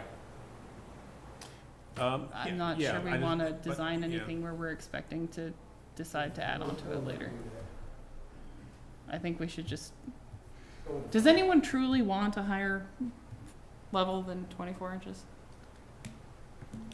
Okay, Not really, yeah. so if none of us actually want it, maybe we should just say, okay. Yeah, it's 24 fine inches. with me. I mean, okay, yeah. so we're gonna tell him 24-inch max. 24 max height, and then we conceivably could go as low as like 6 inches from the ground if we wanted to, right? If you wanted to really invite kids in to touch stuff, No, right? So he'll have that kind of flexibility with undulation.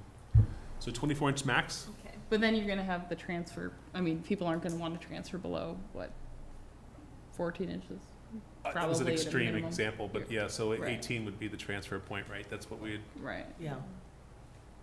Well, But he'll how do high that, is and then the still garden is, but design will be it's more based than on where we 24. see those transfer points kind of to Right. be. He'll build it and Right. we'll design the. I mean, I could plans see around 10 to it. 24 inches gives you a good, you know, a Yeah. little over, So in his drawing, I think he envisioned that area that connects to the pathway in the middle, that sort of boat area, as being the transfer 18-inch or lower section, where that would be kind of the place where people would kind of go to really mainly interact. but that was also when he was envisioning, I mean, he's envisioning it only being touched on one location, whereas we want the whole area. That seemed to change, so I'm not sure. But so what we are going to agree on, I think, is that it'll be 24 inches max, and that we want to work on the shape of the garden, and that we want the garden fully enclosed in path, either stone dust or concrete. And Right. that, because we want to address more than just smell and touch, we also want taste, and I didn't remember whether there were any, plants that, the, gentleman from Weston had said would also create different sounds. Yeah, we'll get on the There plant are. list later. We'll Yeah. because we're not going to be able to So do anything that- with that until we get the irrigation system in, right? Yeah, so we're doing all 5 senses, and that will mean connecting with all the plants. So fully enclosed by granite or concrete, right? And that should be the ADA compliant width, which I think is 33 inches or something like that. 36, I think, isn't it? Bill, do you know what the approximate dimensions are of your gardens you've got? I don't. It was roughly, I think he said it was 55 square feet, something like that, on what he was, in his mind, what he was drawing. So, I don't know exacts. That's why I was trying to push towards that discussion with the map. Jim? Yeah, you might want to touch bases with DPW on where their irrigation sleeve is. Yep. Absolutely. Because if that's going right where your garden is, Yeah, we'll work you that know, out. you could work around it, but Yeah. probably have to, and you're probably also gonna have to put sleeves underneath your walkways. There are some there. I believe it's they put those in. No, the walkways you're planning Oh, on adding. right. Yeah, absolutely. Okay. It's 32 inches, I guess. Wheelchair passage. So do you want the area, the pathway area around the garden to be the same width as the pathways or just ADA compliant width? ADA compliant. So I think It that's- doesn't need to be Right. Yeah, I think it's fine if it's a smaller, it feels like it's more of a, intimate kind yeah, of. intimate walking path. And 32 inches is probably plenty. So, and that number should be the width for all the pathways in the natural play area, the 32 inches? Yeah, I mean, unless people feel like you can't walk side by side with your friend in the natural play area. Yeah. Only if there are going to be rock borders along the walkways. If there aren't, if it's flush, Yeah, a kid could Walk on walk the in the grass. grass. Right. yeah, Unless the hot lava gets you. yeah. Okay, so I'll share that feedback with him and we'll see where we go. So, my goal would be to have him create some sort of a design plan for the committee to review at the next meeting and to try to get get everybody on the same page and cinched up as much as we can as sooner rather than later. Yeah, Right. I feel like we'll be talking about this tomorrow morning anyway, so. Yeah, absolutely. Yeah. But I would say, I think we need to make this a priority, get this done. If he wants to do the job in September, October, we just need to kind of get the plan. Yep. Any other comments on this? Some more detail about the climbing area stones. That's the original layout that was on the map in sort of a ringed thing. He's offered to, he can get shipments of big, small, whatever size stones he wants, and we can go, he just lives like 5 minutes from the park. We can go and kind of have a say in what we want to do. We basically need 2 large stones and then 5 to 7 smaller stones to orient it. And my children had fun playing on the stones he had. Yeah. They don't have to be put in this ringed kind of a format. And actually on the other plan, I just kind of put them in just sort of a mishmash of things, which I think would still work. I asked Megan for the regulations that we would have to follow as far as those things goes, and she gave me this information, which is actually included in this manual, the ASTM manual. They have to be 18 inches apart, and we need at least 72 inches from the outside of EWF for a fall safe zone. I think the way you have them set up in your drawing, you might end up with it's a fall hazard because it's not a path sort of situation. Okay, well, we can cross that when we get to it, but Is I my don't know guess, for sure. but I don't Because technically they're not that far from the other one too. So I guess we can try to find an answer on that. Yeah, I mean, my assumption is with that you have a linear direction where it fits they have to be 12 inches for a 2 to 5 year old, Okay, which probably counteracts the fall zone thing, whereas if you have them in Stuck every in the middle. direction, then you don't have a fall zone and you don't have a specific path, but I don't honestly, obviously. And No. we- and- Maybe we need to think about it a little. well, I think, Probably need actual. yeah, I think this is the direction that Megan gave us for spacing. So I don't know what else we need to, but we can certainly look at it. What's the fall zone 18 inches per foot height? Is that what it is? Because that doesn't have the fall Oh, we zone. asked her tomorrow, because I asked her specifically for the pathways and the way that they had their steppers set up, and this is the information that she gave me. Or if you want to take this, you can look at it and then Little see if you can nighttime find reading. All right, she's a winner. Cool. I honestly I know it's not as organic as yours, but the 2 things, because kids love to race. I don't know, just that competitive thing. And then if they're gonna fall, they just have space to Right. fall without hitting another stone. And, Okay.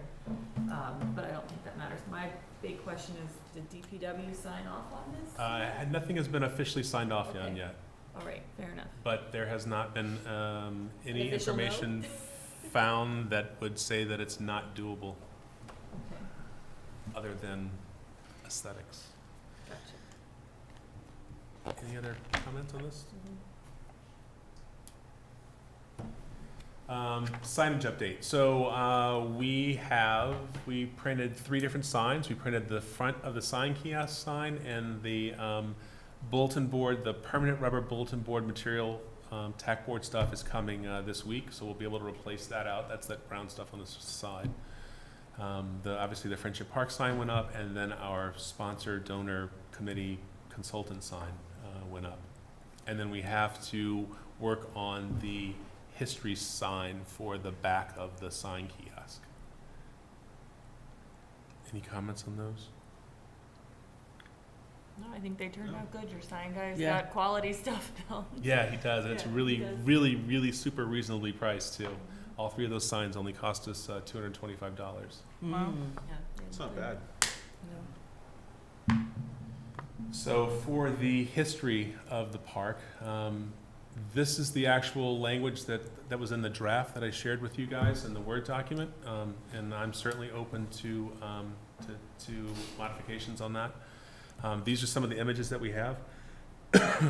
We found some images from the Chelmsford News Weekly about the when the first 1973 playground was being put in, and then when it was dedicated. We have pictures, obviously, of the 1995 playground, and then now with the scrapbook from Kathy Donahue, who we very much appreciate their sharing this with us. We have a lot more pictures from not only the 1973 playground, which is the witch's hat thing that's up there, but also their community build day and the whole thing. So we have a lot to choose from to illustrate, and at least sort of the look of the sign kiosk in my mind, at least, was sort of a magazine page of this is the history, and this is sort of just the supporting images of that history with captions that would provide more information. Having images on the sign, how does that affect the price of the sign? Whether it's just text or images also? And it doesn't have any effect. Okay. Sweet. I love having some pictures. People are visual. I think it's, you know, you can write and it just looks busy. And so I think these pictures are great. Yeah, they really tell the story. That's really what people are Yeah. going to be drawn to, I think. I will say, I know you call it the witch, but everyone I've talked to who's played there has called it the clown. It's true. Everyone Everybody, has called it the clown. everybody who sent me stuff called it the Well, clown. the reason why I call it the witch is that I forget her name. She was one of the founders of the Parents for Adequate Recreation for Children Park that put it in place, and she referred to it as the witch-themed slide. Maybe we say witch Structure. / clown, because all I can say is that every single person who I haven't remembers had it, a chance to read through it. I don't think I got this Word document for some reason. I didn't But- see the pictures. It was the Word document that was sent out with the sign information. It was that sign thing. It had It all probably was everything. just when I was on vacation. It and was just when you were on missed vacation. something. Because we just didn't have email, and I tried to scan when I came back, but it was like, most of this has happened. I'm not changing it, so I will go back and look, because Okay. the, I don't want to take up our time right now going over the. Yeah. the loft picture. My only comment is that's a lot of backsides permanently. The what's? The picture of the loft build is a lot of backsides permanently up for display on the. That's true. Yes. In fact, the only picture of my husband is No. of that. My husband and I Doesn't wanna both be up there. Memorialized. You know, I'm at peace with it. Well, A lot of backsides. if you want to, most of the pictures that we have online from the build are on Facebook. So if you guys want to go through those and see, There are great memories of the loft I'm gonna write building. myself I may have some send pictures too, but input. but it's so and let's do. I'm okay with it. I had to make a crack out of it based Yeah. on being personal Unincluded. crack about it, given that Sorry. my family is up there represented. John, did you have some? Well, aside from maybe, you know, the discussion on the one in the lower right, the other 5, are we settled on those 5 are gonna be the ones on there, or no? Just, we need to pick ones representative of each era, is this what you're trying to get across? We wanna have Yes. the 3 versions of the park, and then we want one of the children's My Dream Playgrounds, right? That's a 4th Not thing. necessarily. I think it's important, but I think it's up to No. discussion. I like that it was the one that had the kids with different abilities holding hands. I'm wondering if maybe we can add a picture with the new bridge entrance, if we have a picture of the old bridge entrance to show the theme of old and the new entrances up there. This the one? Yeah. That's the old one. That's the old one, yeah. Well, there's the picture of the old one. I didn't know whether we wanted to have it complemented with a picture. I mean, obviously, you're already in the park, you're looking at the new one. As much as the bridge is lovely, I think it is Currently there. Right. less salient than the actual play equipment. Okay, I will send in an email my thoughts for pictures and Okay. words to you, that way we don't have to do it. And you Well, I can guess that's grab the the question, ones is that you there's- like Yes, and send them. perfect idea, And, yes. I'll send and you then- some options too, to. You can't really see any of the old, I guess that is, based on what you just said, you can't actually see any of the old play structure from the 95 park. Correct. So there's a lot of good photographs in here that I think we can pull from Awesome. that were not available before. So before this was put together, and I like the look of the black and white News Weekly stuff just because it looks so kind of ancient. But maybe there's a better older picture in here than doing those. So let's just try to work together. And I don't think we have to print this sign before really the fall. You know, we don't have to rush this on this one. We had to rush the rules. So we have some time to work on this. Bill, just one comment about the old, what is it, the witch's hat structure there. It's curved off at the top. Did you want to have it that way for effect? It's just the way it was cut in the scrapbook. Do we have any other pictures that show the full top of that too? There's one other picture that has it's a long shot. It doesn't really show that as well, the face of the thing, which I think people are kind of connecting with. Yeah, a lot of people connected with that thing. So here's my question, would you like a picture that has that a little bit straighter? And maybe shows it up? It was actually, I think it was actually crooked. It was.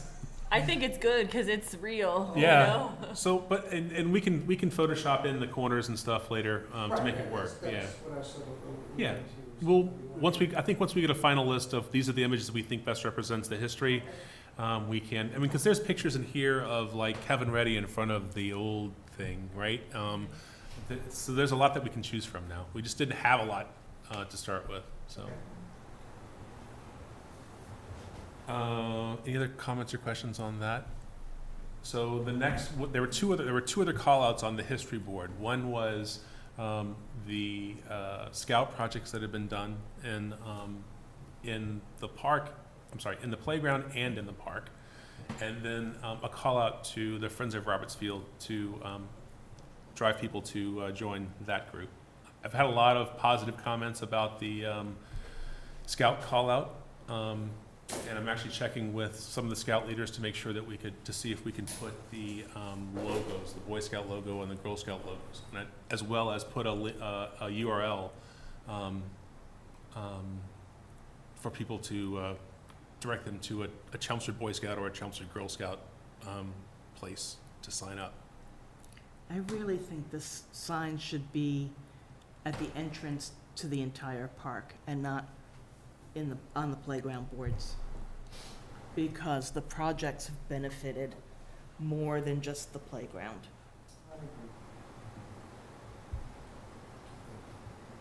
I generally agree, but I could make an argument for until the other signage is up, we put this up here and then we change the signage when the other official signage is up. Because Do we have room for that? room for what? Right now, For this call out, with the For the Boy history Scout call out. and the call out. Oh, it's tight, but we can make it work. That's what, yeah. I think we the can frame shrink is the history. cheap enough that I think you're right. I think maybe for now, phase one of the sign. Right. We put it on there so it's so there's people are recognized. And then, is there a plan on building another kiosk? I don't know. I thought Yeah. another kiosk. The master plan for the whole Roberts Field included a whole welcome area. So up by the main parking lot. And I agree in that sense, but I think where it does tie in is with we talking about the history of the Friendship Park, it sort of ties in with that, and it's also gonna alleviate a lot of the concerns that people had for the scout projects that were lost during the renovation, which is a major hot point for a lot of people. Again, I think if we represent it now in the playground, then then we we cover move it. that, and then we move it to where I think some of us agree is a more rightful place out to represent the whole field later. I think you covered both issues. I see no reason not to have it here now, but I agree, in the long run, we should, it is more of a Roberts Field and less of a playground only thing at this point in time, since the playground replacement caused some of the sore points, understandably, with the scout things, that it's totally understandable to put it on currently, but I think by the time we get the other Yeah, kiosk we're up and probably talking running, 2 years. it'll be, And you then know. there will be more people to hopefully add to it. I mean, Right. we're all in agreement of that. This Oh, goes yeah. up now, right? We're all in agreement, Mhm. unless I need to take a vote.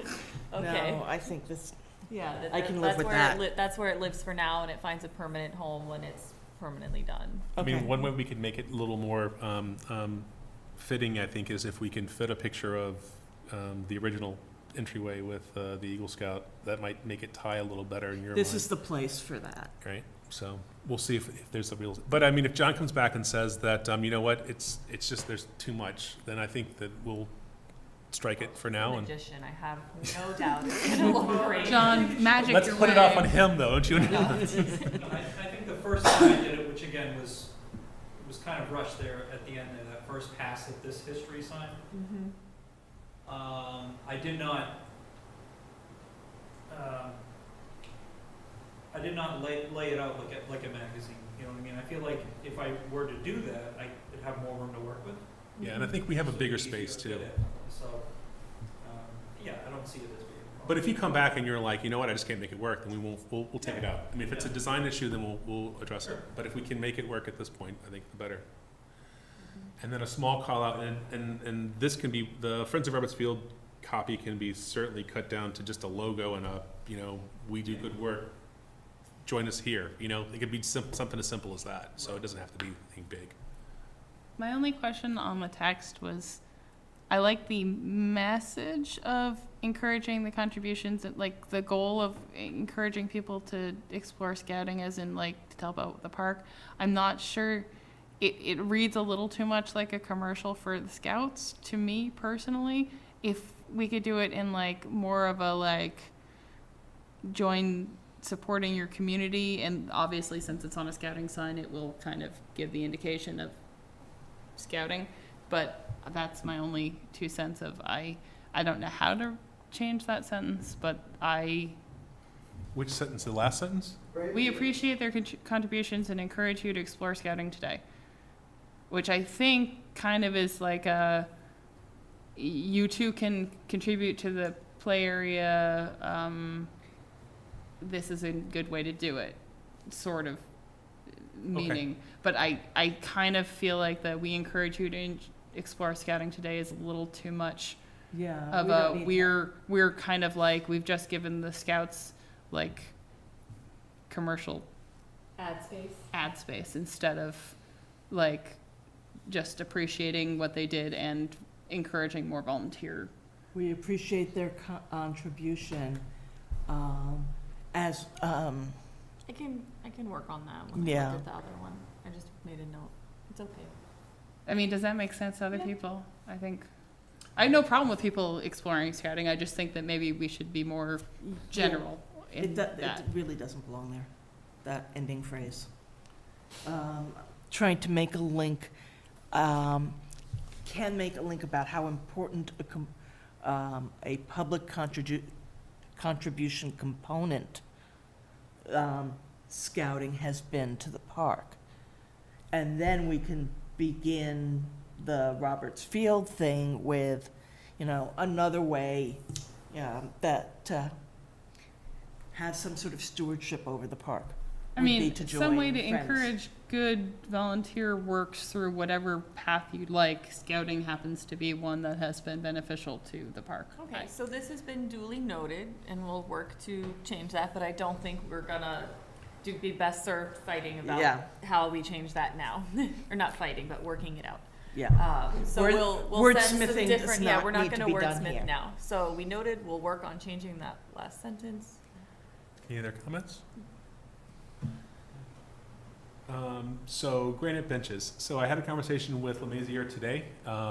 They have a 3 to 4 week turnaround for granite benches. There had been a question about what's the right length of the bench. He said that most of the benches that they sell are 4 foot long, but they can do 4 foot, 5 foot, 6 foot.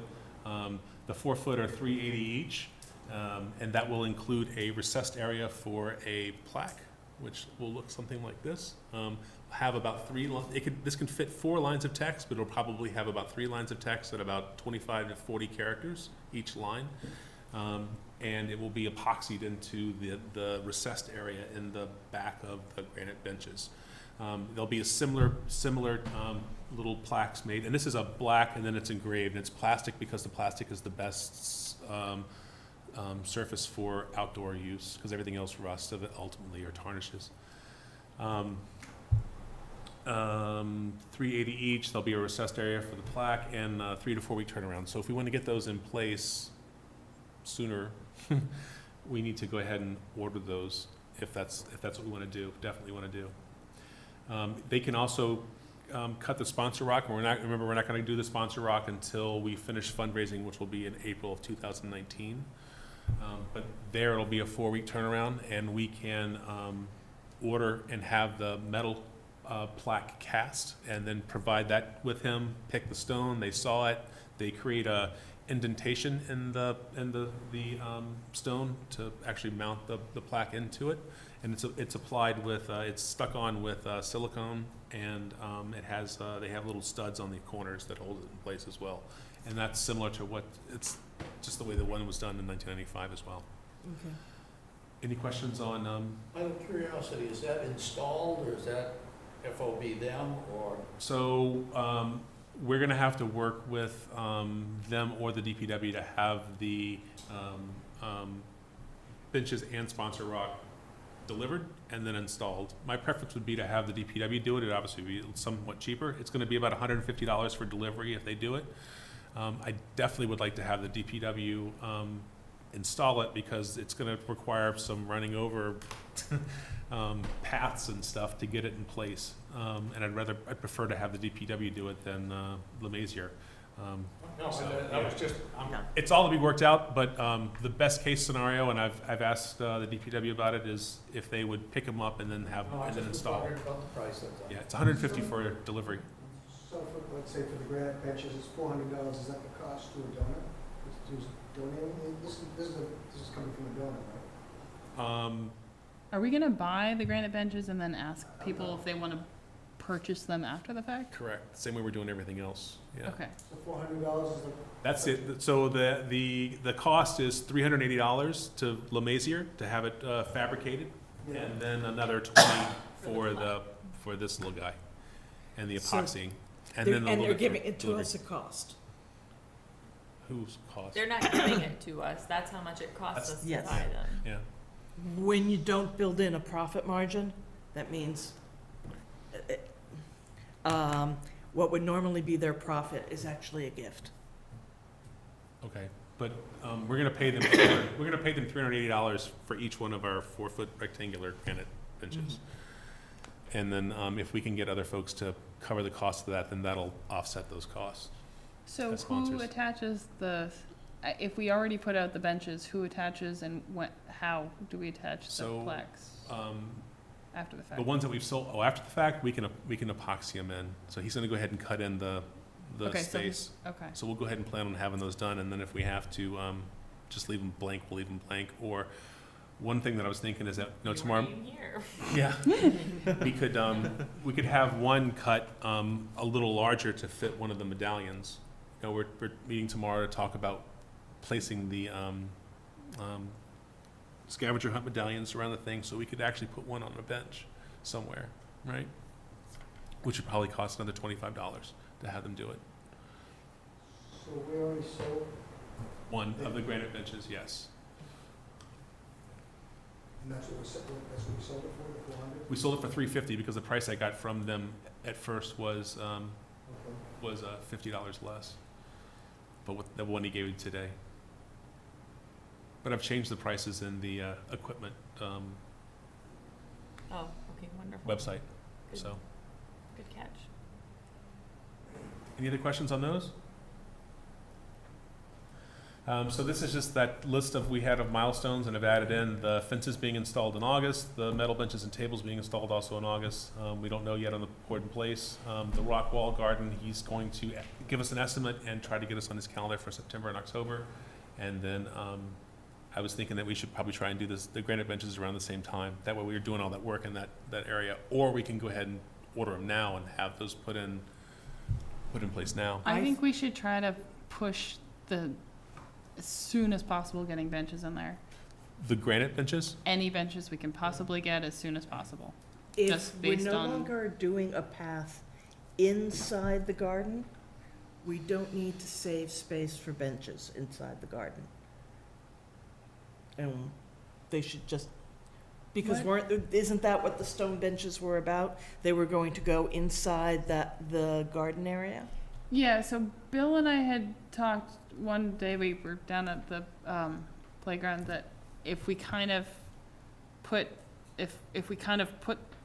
benches around the outside of the trees protection zone, Mm-hmm. in that, regardless of where any paths end up going, if you kind of ringed it-ish with benches, then visually that would work no matter what you did with paths, and then you'd have them within the shade area, if not within, but outside the protection zone, and then you'd have Okay. seating that's shaded but visually appealing.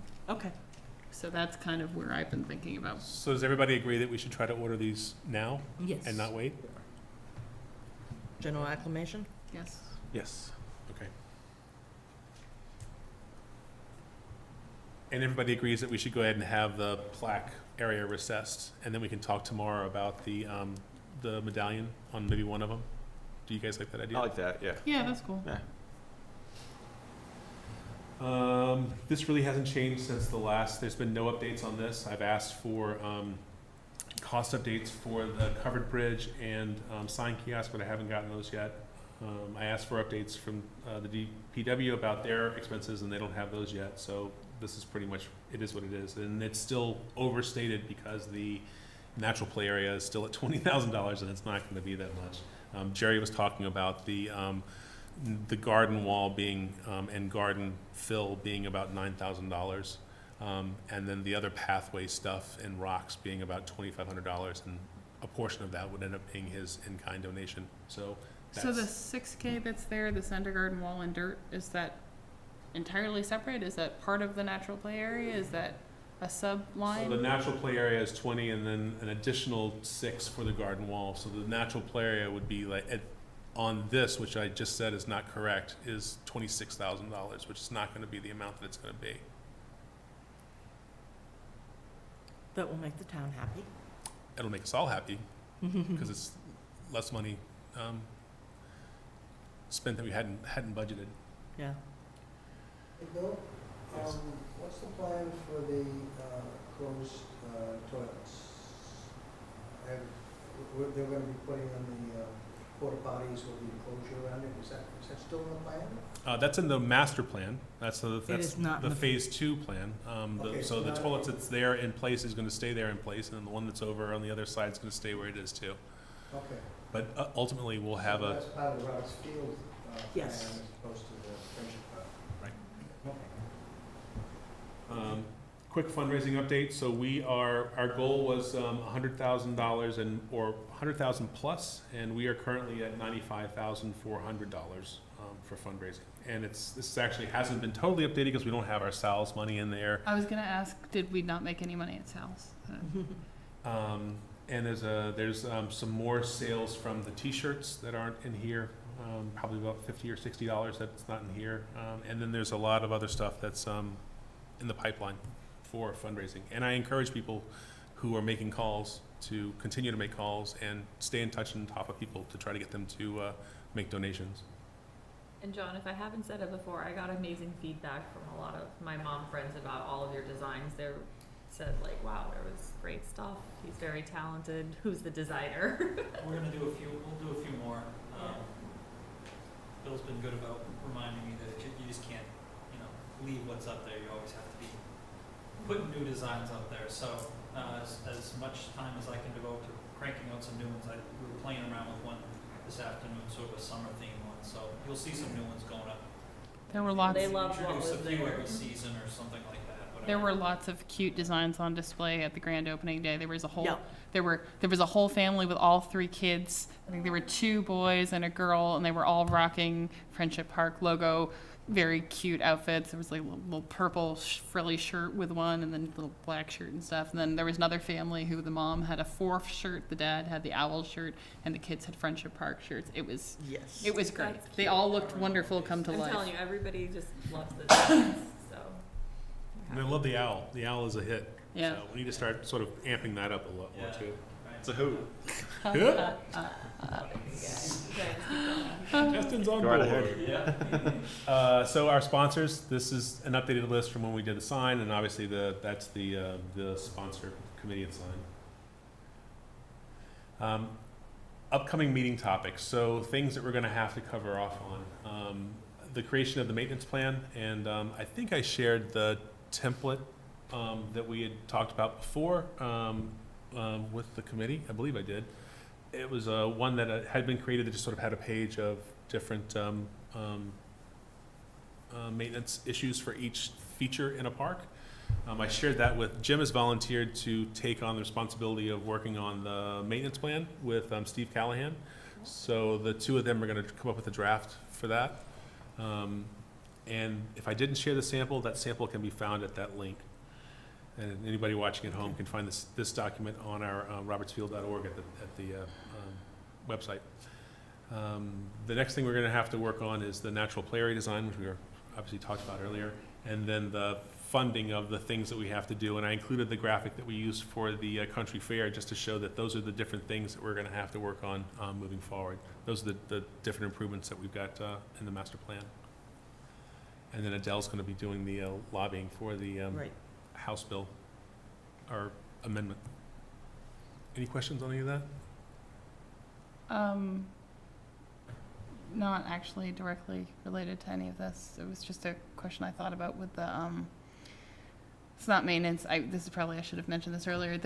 The new picnic tables are coming in, but the old picnic tables are out there. Is it a possibility that we could get the old picnic tables refinished and place them elsewhere outside the shade structure so we have extra seating, like put them out in the grassy area out in the front by the sign, or out by the butterfly garden, kind of in the middle of the grassy areas, so if people want to be picnicking out in the sun? I don't, I like the shade, but in theory, some people like to be out on picnic tables. Is it possible that we can put those up as a, another, like, if you would like to refinish this picnic table type thing? So in the update from Steve, he said that they had 1 set of legs left, and that was, they needed to be rebent, and that was for. I'm talking about the picnic tables that are out there right Oh, now. picnic tables. I'm sorry, I'm thinking benches. No, I'm talking about the 2 picnic tables that are out there right now, which are functional enough but could look more appropriate for a new park than they currently Yes, do. and they are available to be refurbished, and we can, once the new stuff comes in, we can certainly leave them out there and maybe add a sign or something that somebody can refurbish these. The cost is $500 plus the labor and materials to redo them. That's the price we have listed in the equipment page, and that would also include. Oh, they are already on there. That would also include a sponsor plaque for the Okay. refurbished Sorry, I missed material. the picnic tables being part of it. Part of our original thought with the master plan was to have some sort of seating towards the back of the playground for the parents who have the kids in t-ball and younger kids or whatever that they want to watch on the playground. How does that fit into the current design for the fence and the gate to come in? Can we designate those picnic tables for somewhere You're saying back there? outside the park? No, inside the park. I don't think there's anywhere really that you can sit between the fields and the playground, but within the fence That's not in the That's- fall zone. Not in the fall zone, because you're pretty much, the zip crews in the fall zone for the, major structure are right up against the fence, I think. Oh, But we can, I think once we get the fence in, we can certainly try to find a place for it. I mean, that's the Yeah. plan, to try to figure out a place to put those. Like, I think in the corner up by the bat boxes is a good spot for a picnic table, and maybe in that open grassy meadow in the front corner might be a good spot as well. yeah, but we're leaving out the seating that we wanted for the T-ball games. Right, so we'll see if there's something that we can fit in there. And just, Okay. a lot depends too on the location of the gate, Right. and we need to talk to Steve about, to make sure that that's where it was talked about going before is still gonna Okay. be where it's gonna go. Okay, Because it looks different now than it did before. it looks different every time we see it. I have a question for the master plan. Yes. In the back where the soccer field is Yes. that gonna be staying there for long term, or is that gonna be taken out? So the soccer field's gonna go into the front. On the and, front now, okay. The baseball backstops are gonna go basically where the lacrosse, soccer field is. Okay, A little bit into the tree line. okay, that's a good idea, yeah, I like that. And, Perfect. and there'll be Yeah. one that, it comes slightly behind the playground, doesn't it? One of the baseball fields? Got it. I guess, I don't know, I don't know. No, it's on the inside of the walking track, so I think Yeah. it's. Okay, Yeah, so the walking track will go into kind of the tree line, and then the backstops will be roughly where the tree line is now, I think. Oh, nice. And that's all gonna be, we're gonna have to really kind of drill down into that design when we get to that point. Yeah. yeah. Any other comments, questions? This is the last substantive discussion about design or anything else. Everything else is meetings and minutes, so speak now or forever hold your peace. We'll have the same discussion next time, don't worry.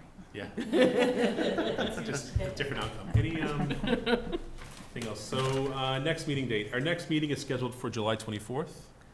Do you guys want to keep that meeting? I don't think we need a second meeting this month.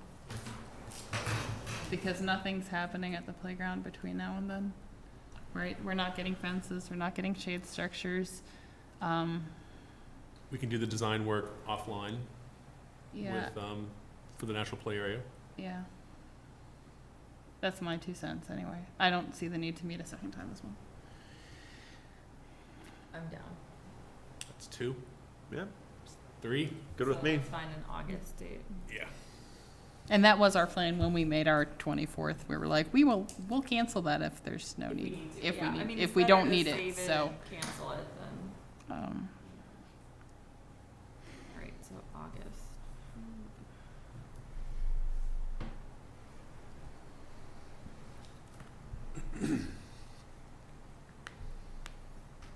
I have nothing in here for the first 2 weeks of the month.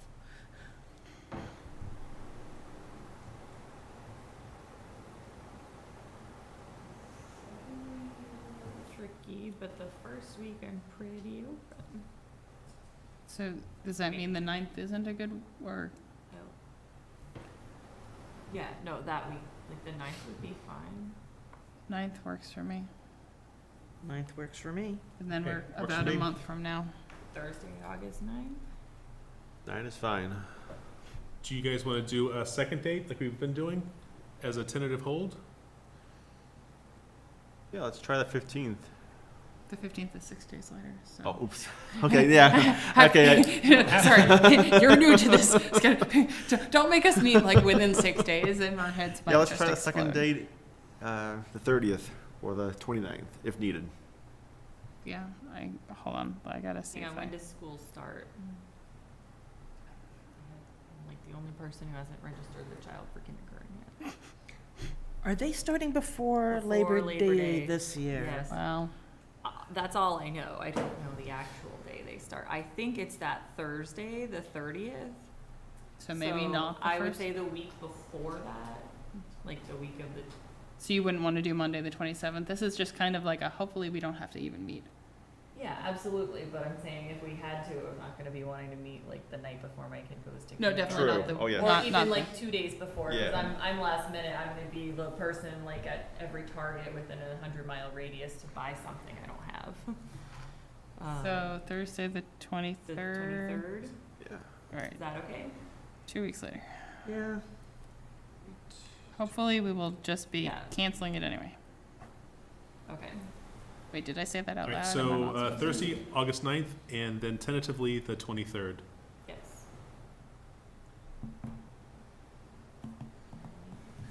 All right, any other comments on that? Sounds good. The last thing is the minutes approval. Daniil, you sent around May 2nd and May 22nd. Yes. I am working through the second one that you sent, but I read the first one. Just two things I noticed. One, Yonley is spelled wrong, and T-shirt is missing its R. Thank you. You know these It also has an extra T, so it's TT, and then I can't say the word that obviously is coming out. It does, no. It does. It's more like, It says TT. it's more like a TV show that its name can be said only because it's, I don't know. spelled differently. Do they bleep us if we say things? Are we allowed to say? Or it's not network, I guess, right? I don't Yeah. know. What is I try it out. Let it fly. I got it. Thank you for catching that. I honestly don't think That's what remember. I was gonna say. This is why I'm curious. I'm done. I forgot to do it before we got here, so I've been trying to read them. So I've been sitting here and I read it while we're sitting here. So I'm just glad I didn't Yeah, burst out. okay. I think it was the 22nd. There was a reference to Amanda Nelson, but her name is Amanda Goyette. Thank you. Do you know how to spell that? Goyette. Thank you. You're welcome. I think it was just, I think it was the 22nd. I'm pretty sure it was the 22nd. yeah, it was the 22nd because Yes. I remember typing it. The 22nd is also the one saying, that I has think. That was- the 22nd is the one that has the Yonley and the T. Oh, okay. So with those changes noted, are we okay to make it a? I'm still scanning through the second one, Alright. but yes, I will go with. I'll let you know after the fact, I guess, if I find anything else. But Well, then it'll be on file. So, yeah, so I don't Right. see. I'm almost at the end. I don't see anything else that's jumping out at me, shall we say? So I will go for it. I move to approve the minutes of May 2nd and May 22nd, with our changes noted. Somebody second? I second. All in favor? Aye. Aye. Aye. No, you were supposed to say all in favor. Oh, sorry. That's We all say aye. all right. This parliamentary stuff is not, It's not our forte. That's okay. Make it work. All right, so I'll any, make them. Oh, go ahead. I was gonna say, Sorry. is there anything else anybody else wants to add before we adjourn? Motion to adjourn. All right. seconded. So is it a public meeting tomorrow if more than 3 of us are showing up? It's a working meeting. Okay. Well, I'm there anyways. I am there with the Mothers Club. You guys are on my turf. Oh boy. Oh, and thank you for, I assume you brought, Meeting adjourned. Thank you. Yes. Thank you, everyone. Thank you. yes, I was very excited to see that because the night before the toys showed up, I was out there and there was a kid going, why